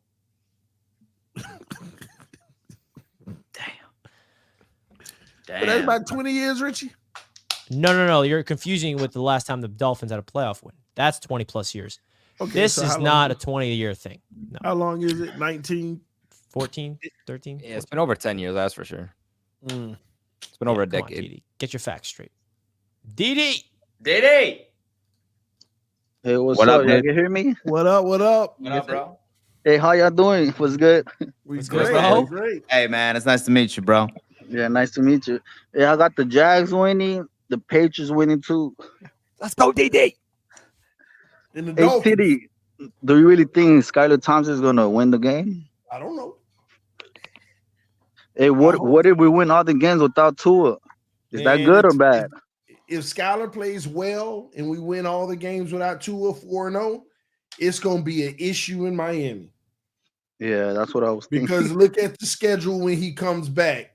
Because if he comes back and we lose games, it's going to be an issue. Yep, that's true. All right. All right, man. Yeah, have a good night. Thank you. Dude, Appreciate you, you're DD. the man, bro. Appreciate you, buddy. Take care. Much love, brother. Appreciate all the support on all the channels, man. I always see you in the All right, chats. bye. Yeah, and go Yeah, Pats. man, for sure. My boy Didi is always in my chat, showing some Yeah, love. What a same. guy, man. What a That's guy. all Come I on, TD. That was your opportunity to put. That's put what their- Dolphin their fans opinion do. on. That's my boy, dude. He's always in the chat, man. That's He what is always Dolphin in the fans chats. do. I got to give a quick always shout out. boy, man. I got to give a quick shout out to my boy Wardy NYMs. He's a big Steelers fan. He's a #1 New York Mets YouTuber on the planet. He's also killing it in the baseball community, and he's a Steelers fan. He's hyped up with his Steelers 2-0. Is he in the chat? I think Yeah, he's me in and the Woody chat. He sent live in a by super each chat. other. It's Wardy, on the screen. oh, man. What's up? Thank you, He bro. sent in a super Woody chat. live by each other. Here we Any go, Mets Steve. fans or baseball fans, go check out my boy Wardy NYM. He's taking over the baseball world right now, and he's living. He's Wardy, on you the top man, of the bro. world as Steelers. And he said by the way, he told me you need a Steelers if our Steelers guy can't make it 1 week, he'll step in and be the guy for the AFC North if we need. So if Mark ever gets sick or something, we need to fill in. Wardy's going to be the guy. The Steelers are an excellent example on why coaching matters and why good coaching can make a bad roster look good and bad coaching can make a great roster look terrible. Yep. Touche. Mike Tomlin is killing it right now. Mike Tomlin. All right, so we've had a lot of people in the chat ask where he is. TD? And here he comes. Where's TD? See, this is what TD does. He runs when we're about to bring on a specific individual. See how he see how he's running? Yo, he keeps bouncing out. This is proof, guys. He Richie actually keep running. taking me on screen. Stop, Richie. That's not me, bro. That is totally not me, bro. That is totally you. I would not remove you when I bring this guy in. That's a fact. And see? That's see? Come on, Richie. Bro, Bring TD that out here. bum in here. Bring Why are you that bum running in though? here. Before I bring him in, why are you running from him? I ain't running. Why would I be running from Loski? Then why'd you leave? They can't even beat us. They can't Why'd even you beat leave us. then? Why are you running? Listen, Richie, before you bring him in, let's just be honest about it. He's all talk. He talk all that trash and they ain't win nothing. They ain't win nothing, Richie. He gets swept by us, and that's all he do is yap. Yeah, but there's nothing to do with the Jets. It's about everything that you said about the Bills that he's about to ground you about. So Man, he ain't finna ground nothing. What up, Loski? What up? AFC East Roundtable, gentlemen, how we doing this evening? We doing good. Look, do you really care? Good, If you don't good. care- Now that we got the pleasantries out the way, let's get down to business. You fraud fish bum. Let me tell you something. Let me tell the round table about this fraud fish bum here. Okay? He gonna block me the third quarter when he going into his You blocked Loski? I don't know. I'm not talking to you, Otis. I'm not You know I talking to don't you, block Otis. nobody. Hey, mute that bum up. Mute Ain't that nobody block you. bum up. And let me tell you something. I don't know if it was one of his sensitive fraudfish minds. I don't know who it was. But this fraudfish bum gonna block me in the third quarter when he making all them dumbass faces and Tua throwing 3 picks. You blocked him? But that's what you bums get. That's what you fraudfish bums get. Talking about Aaron Rodgers all off season, talking about, oh, what if he stays up? If he stays upright, y'all shut the hell up. What if Tua stay upright? Now you gotta deal with 40-17. Bum, yeah. Don't forget, and I ain't gonna let you forget. 40-17 on your head top with Skylar Thompson. You damn bum. You fraudfish. Hey, on TV channel, I don't want to see nothing. Hey, shut up. I don't want to see nothing but mock drafts. I don't want to see nothing but damn mock drafts on this damn channel. You take for Cam Newton. Y'all can't beat us. You take for Shador Sanders. You bum-ass, fraud-ass fish. Let me tell you something, you doggone Jill fan. You fraud fish Dan Mitchell. Let me tell you, keep your damn shirt on. You play 2 bad teams, bum. You better not get that damn smirk off your damn face.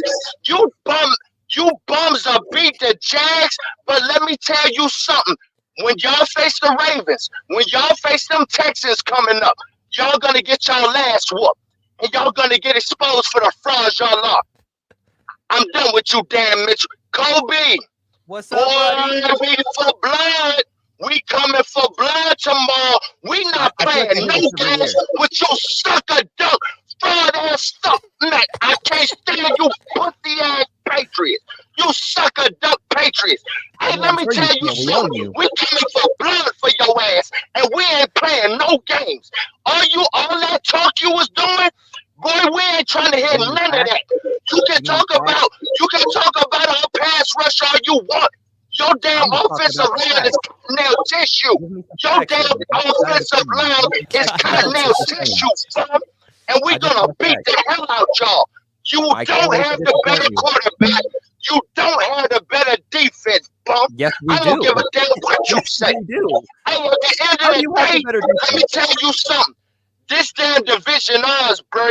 And whatever y'all want to say, that's cool. But we're going to show and prove, baby. We're going to show and prove. Jets. Jets. Hold on. You see, Let's that's the delusion. go. That's the delusion. Saying that they have a better defense when no single way, shape, or form you have a better defense. He's No projecting for the statistics for the rest of the season. That's what said King right Loski now. did, He Colby. said right now. That's Yeah, not- because he knows right now we're but approved to have the best defense. Yeah, That's what it okay. means. So That's what it means, for, baby. For the record, King Loski is not blocked on my channel. If he shows us the receipts right now, TD, I swear. He came into my stream and he told me you blocked him, or like one of your mods must have blocked him or something. I don't know. Probably one of your maybe it was mods your did mod. it, TD, and then they probably unblocked him. Can a mod actually block somebody from the channel? Yeah. I If don't you give him think the so. full moderation ability. I don't yeah. give anybody the full moderator. And I'm looking at the list right now. He is not blocked on my channel. He's not blocked. Maybe you muted him. And it I says think somebody temporarily may blocked. have timed out him or something like that for some reason.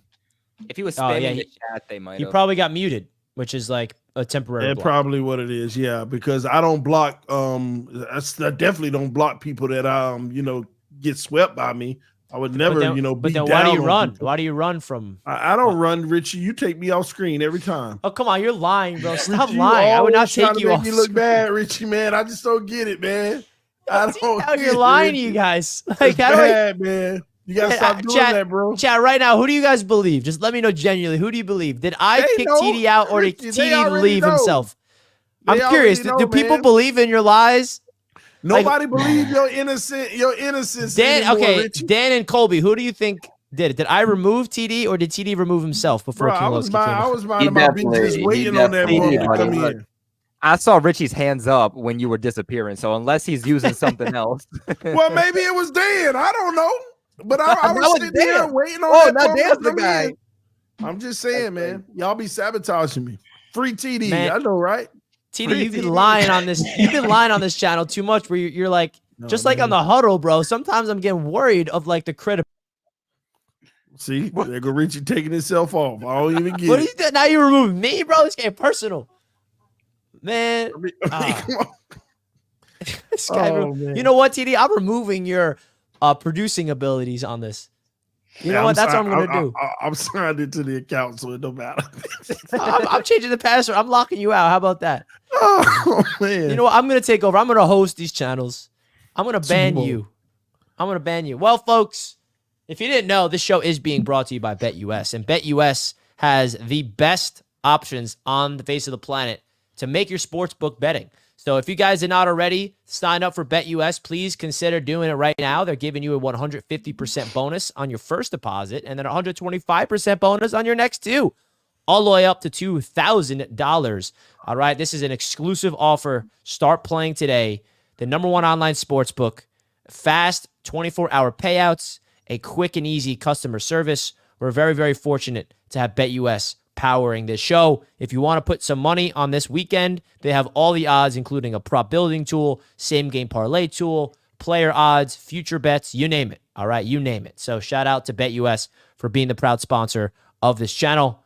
Dan, you know where we left off with the super chats to rip through these? It's The, been a the generous super chats. I'll We tell you got- what, man. We got one last segment to go, ladies and gentlemen. It is Glenn's QB Watch. Yes, we have Glenn's QB Watch coming up to finish up the show after we get through the super chats. I can't wait for this one. Is Mike Williams being brung in slow? They just dying to take shots. Give the team at least week 5. We looked better than Tua in week 2. How about that? Yeah, Check it that is out. something I want to just say. Like, watch out for Mike Williams because he's on a pitch count, and if he can just, and I like that, we got to squeeze his way in. He made a big play. Hopefully, he gets a little more playing Not a time. bad tomorrow wide night. receiver. I'm just TD, if the Jets and Pats are mid, then y'all are ass. Oh, my God, man. Oh, Shane M with a $10 donation. Thank you so much. It's Alvin Kamara will be offensive player of the year level player while never having a 1,000-yard rushing season, not averaging more than 70 yards a game rushing. Breece Hall had a game much like prime Kamara. Yeah, Colby is dogging him. Where am I dogging him? I'm not dogging him. I'm just saying based off of what he did the last 2 weeks. I said he's a dog on the ground. I said I love him and Braylon Allen. Y'all are creating false narratives. Average. King Loski is going to roast you, TD. Pretty much the same stats, by the way. Richie, in his feelings, Ice Reaper Frost. Guys, thank you so much for all these super chats. We really love you here. Pat's living rent-free in Jets' mind. Jets are in a Super Bowl window that is hindering on a geriatric quarterback and an inept head coach. Slippy Al is coming in talking about this. Overanalyzing, Colby has lost his mind. LMF. You know what? Yeah, I did my homework. Now go do yours. Give me a stat rather than your opinion. Look, if you had one shot or one opportunity to seize everything you ever wanted one moment, would you capture it or let it slip? Mom's spaghetti, baby. I love it. That Dolphins fan. Oh, look at that profile pic, bro. Is that you? It's beautiful. Hold on. We got to get this streaming. Oh, my God. Hey, how you made that bigger? Yeah, how'd you do that? Yeah, you guys got to come to Richie's production school. Richie, man. You know you keep it all in those secrets, man. Like, beautiful. Skylar taking us into cruise control until week 8. Chubb, Mostert, OBJ, Tua comes back. Super Bowl time. Exactly. Izzy, Finns paid JR $24 million per year and Tua $53 million per year. Sad, bro. Absolutely. Super Bowl, bro. Daniel W. TD, it's Snoop time. Super Bowl, baby. Holy hell. TD Adams, Josh Allen for uppies. Mike D. Buffalo, we appreciate you, bro. Izzy, Huntley was an alternate, an invite, not a nominee. Oh, my goodness. Did anyone notice Hamlin was literally one step away from an INT? I was praying for it, Will. I was praying for it. Mut remember my standing predictions before the season? I love it. Wardy, my boy. Top message in the game came in. Thank you so much.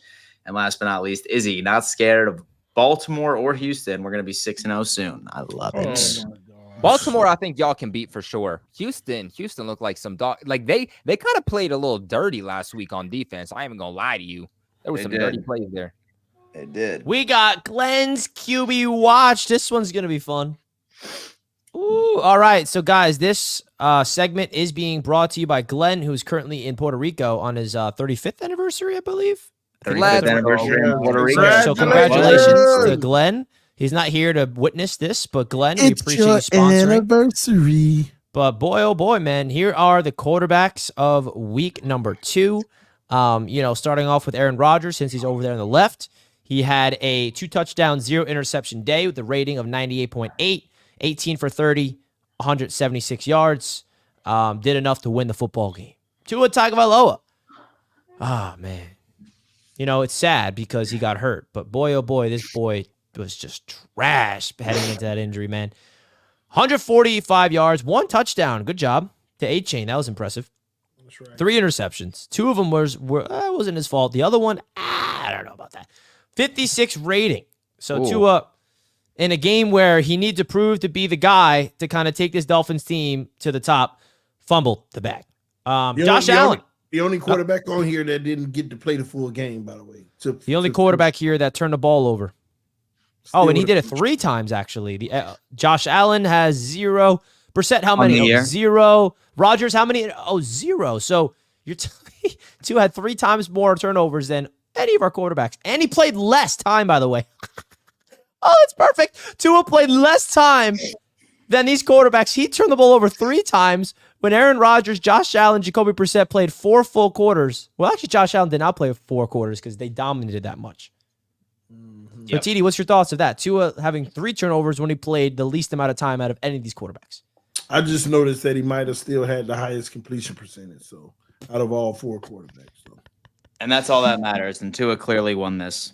Yeah, so are we supposed to rank these? Are we supposed to rank these every week? Well, I'm going through them all. Josh Allen, 13 from 19, did enough to win the game. Did not really need to do much. Really, 1 touchdown, high completion percentage, a passer rating of a 107.1, an efficient day for Josh Allen, no turnovers. And then Jacoby Brissett, 15 for 27, 149 yards, 1 touchdown, and an 83.7 rating, and an L. So we had 2 winning quarterbacks, 2 losing quarterbacks. Who wants to go first on ranking the QBs of week number 2? So I'll tell you what, I will go first. It's funny, too, because right now, on average, the NFL is only passing for about 190 yards per game. We haven't seen numbers like that since 1990. I doubt that this is going to be the case for a long time. What I think is that offenses are trying to battle against the too high safety mentality, and what they're putting out there is just not working. They will figure it out eventually. It's a run the damn ball sort of system. So dead last to obviously. There's no question about that. It's wild, man, because like, listen, like you can obviously put down so with Josh Allen with his 107 rating, but I mean, at the end of the day, he only had 19 attempts. He was efficient with his attempts, made a couple of very well-placed footballs, but I'll probably go based off of all things considered.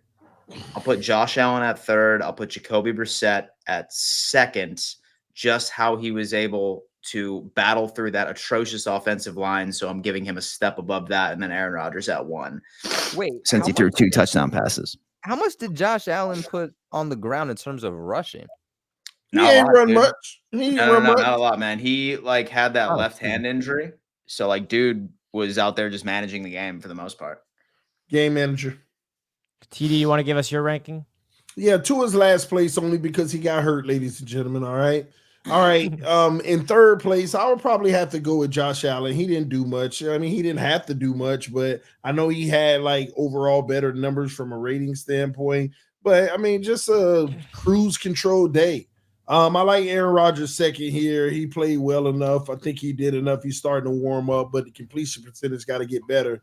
And Jacoby Brissett led the way. I think he had the toughest battle throughout the week, had to do a lot more than everybody else. And I think he'll show that tomorrow night.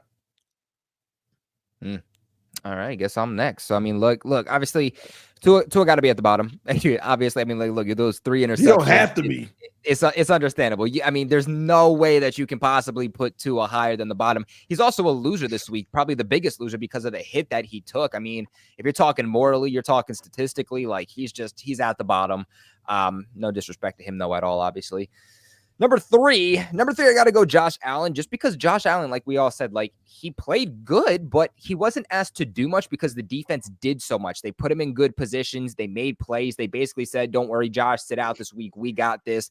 And it's not that he played bad by any stretch of the imagination. It's just like he really didn't get asked to do a whole lot.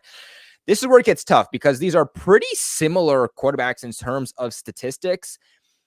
You could really go either way here, but I'm going to go with Aaron Rodgers at 2. I'm obviously going up against a really good defense. Listen, hold up. Listen. There's not one thing, one metric you can argue to prove that point, by the way. Listen. You can try. Aaron Rodgers, I'm putting 2. It's very, very close, and you could definitely go either way. No, you can't. I'm going to get into why.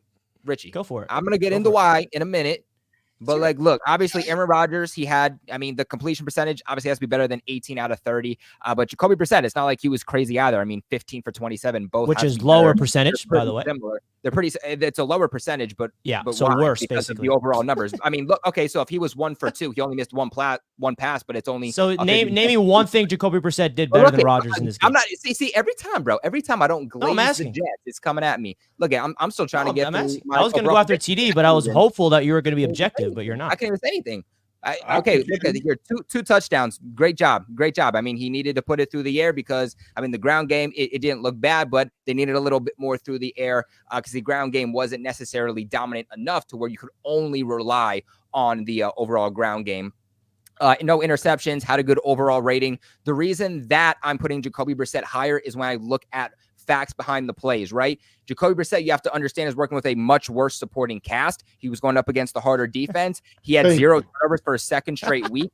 What also you have to understand too, though, is that Jacoby Brissett too, he had a 50% pass rush rate. So he was getting rushed on 50% of his dropbacks still only only took 3 sacks, which is the worst overall, the worst pass rush stat out of last week and over the last 2 weeks. And still only took 3 sacks in the game. He's extending plays. He's not turning the ball over. He gave the Patriots a way to win the game, despite how bad the offensive line is, despite 0 wide receivers, despite any help in the receiving game. Jacoby Brissett is the reason that the Patriots offense is producing as much as it is. He led the Patriots down and scored 20 points all by himself. He didn't have help from the defense, from the special teams. He did that all himself. So Aaron Rodgers, the stats obviously are a little bit better than Jacoby Brissett's, but I look at what Jacoby Brissett was able to do by actually looking at the game, and I just personally think it's a little bit more impressive. It's not funny. I don't know what the funny part is, right? Kobe, I'll tell you. They want Aaron Rodgers to be number one so bad. No. I'll tell you, man. Listen, TD saying that, I completely get. He's a hater. I was hopeful I was going to get a real. I was hopeful I was going to get. Because, listen, I'll lay it out. There's zero metrics that Jacoby Brissett was better than Aaron Rodgers. Rodgers had the higher completion percentage, more passing yards, more touchdowns, a higher rating, and a win. That's that. Let's move on. Let's end the show. There's nothing you can say to convince me that Brissett was the better quarterback. You can bring up the context. I don't care about context. I'm talking about the winning quarterback. And literally the four stats you see on the screen, Aaron Rodgers was better at. You're like, oh, Rodgers got to have a better completion percentage. It was better than Brissett's completion percentage. What are we even talking about? This is pathetic. This is delusional from you, Colby. You're calling me delusional? Pure delusion from you. It's not pure delusion. Look at the context behind it. You're adding context. I mean, bro, Aaron Rodgers had double the amount of touchdowns, better completion percentage, more passing yards, made way more impressive high-level throws. There's literally zero things you can say. He had Kobe. 20, 30 three more attempts. Yeah, he had 3 more attempts, and he completed all 3 of those attempts if Brissett would have done that. I'm putting context behind it on why I put Jacoby Brissett a decimal of the performance. Honestly, I expected more from you, Colby. I'll be honest. This is delusional. Complete delusion. I literally backed it up. It's literally because there's nothing you can back up with this. Nothing. TD, I expected this from. He's a Jets hater. From you, Colby, I thought you were objective with your Patriots, bro. And I thought that you would. I really did. Every week, but I guess we all were No, right. this is because this was one of those things. I'm like, all right, this is where I'm going to see who Colby is, because you keep calling me out about being delusional and Jets fans being delusional. This was your opportunity to prove to me you're not delusional. You're delusional officially with this. Prove to me you're not delusional. Everything you said from the start. I'm not saying I'm not delusional. I never said I'm not. I am delusional. I don't care to admit it. I don't care if you think I'm delusional. I said it's a decimal difference. I said it's a I don't mind admitting I'm delusional, but you keep saying, oh, Jets fans are the most delusional fan base. And I'm like, all right. When I look back at this stat and I saw the game that Jacoby Brissett played and Rodgers played, I'm like, okay, this is my chance to see who Colby is. Are you actually objective or are you not? You just proved to me that you are delusional to your Patriots. See, Kobe. That's the reality. Richie don't want to respect because look at the opinions. Richie's the type that'll think that. No, TD, don't even go there. Colby listed like 1 billion stats. And this is stats. It's evidence. There's nothing he can say at context. Nonsense. This is pure stats. I'm looking at 4 stats that Rodgers is better at Brissett at, including a win, by the way. Richie, you don't even want to listen to context. If the Jets, it's pathetic. If the Jets beat the freaking Carolina Panthers 30-0, you think that's better than the Patriots beating the Chiefs 30-3? See, that's what I'm talking. See, that's how you look at context. If the Jets beat the Panthers 30-0, you think that's better than the Patriots beating the Chiefs 30-3. Just because, well, we beat them by more. It's the freaking Carolina Panthers. So he's giving you context that Jacoby had to go up against a better secondary with less weapons in a harder situation. Bro, TD, you were glazing the Titans defense. Glazing the Titans defense, and now they're just a trash defense? You're not allowing this on the man road? No context. No, listen, bro, Jacoby Brissett had it 10 times harder than Aaron Rodgers. Bro, you were glazing the Titans defense, literally saying they are underrated. That's going to be a tough game for the Jets from a defensive standpoint, us going up against them. You look at the stats, there's literally not one metric that Jacoby Brissett was better than Aaron Rodgers. Not one, not even a singular metric. How many times? How many times did Geno Smith turn the ball over? 0. And how many times did Will Levis give the Jets more offense? Bro, this is a quarterback watch. We're not talking about the game. We're talking about the QB's performance. But when the other quarterback's performance is what we're looking at. And I'm looking at a stat line, and you guys love talking about stats.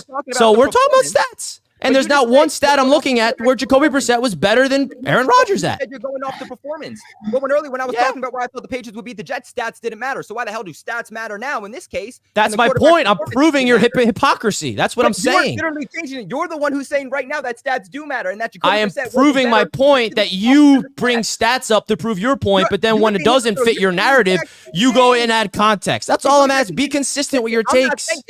Again, Richie, if you want to say that Aaron Rodgers was better, okay, it is a decimal difference to me. You can go either way. It is 0.1. But I want you to go through the stats and prove to me where Brissett was better than Aaron Rodgers. All I'm saying like, I'm waiting for it. Based off of a 50% pass rush rate that he went through and still able to drive the Patriots down with 0 turnovers to 20 points against the best defense in the league right now, I thought that was impressive. And maybe that's a little biased, but that's fine. Yeah. We're all biased towards our team to a degree.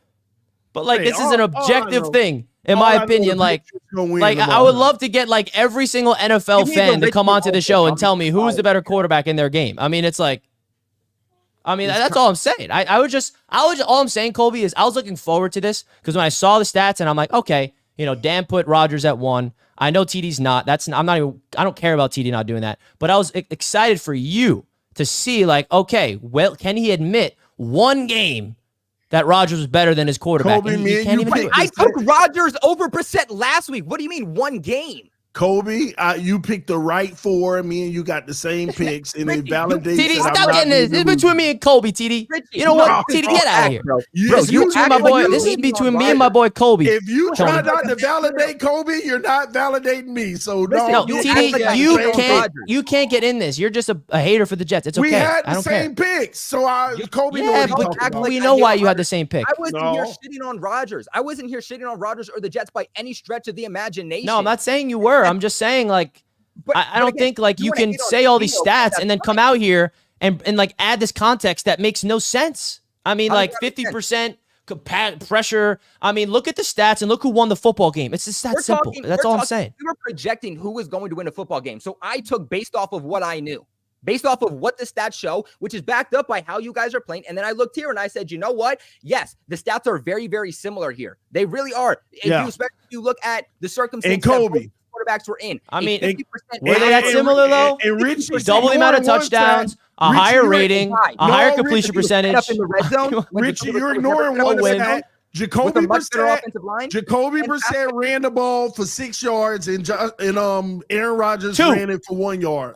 2 yards. Give him he lost a yard because his victory formation. Give him that 2 yards. That all counts. Well, you know what? My quarterback was in victory formation, so it took off a yard, all right? It took off a yard because he was in victory formation. Got 6 yards the hard way.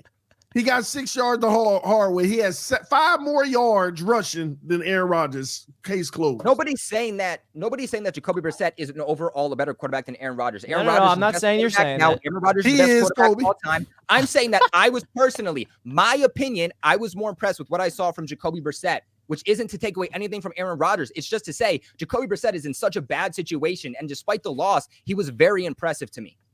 That's all. That's all it is. Can we all just come together and agree that both of them were better than Josh Allen? Can we just agree on that?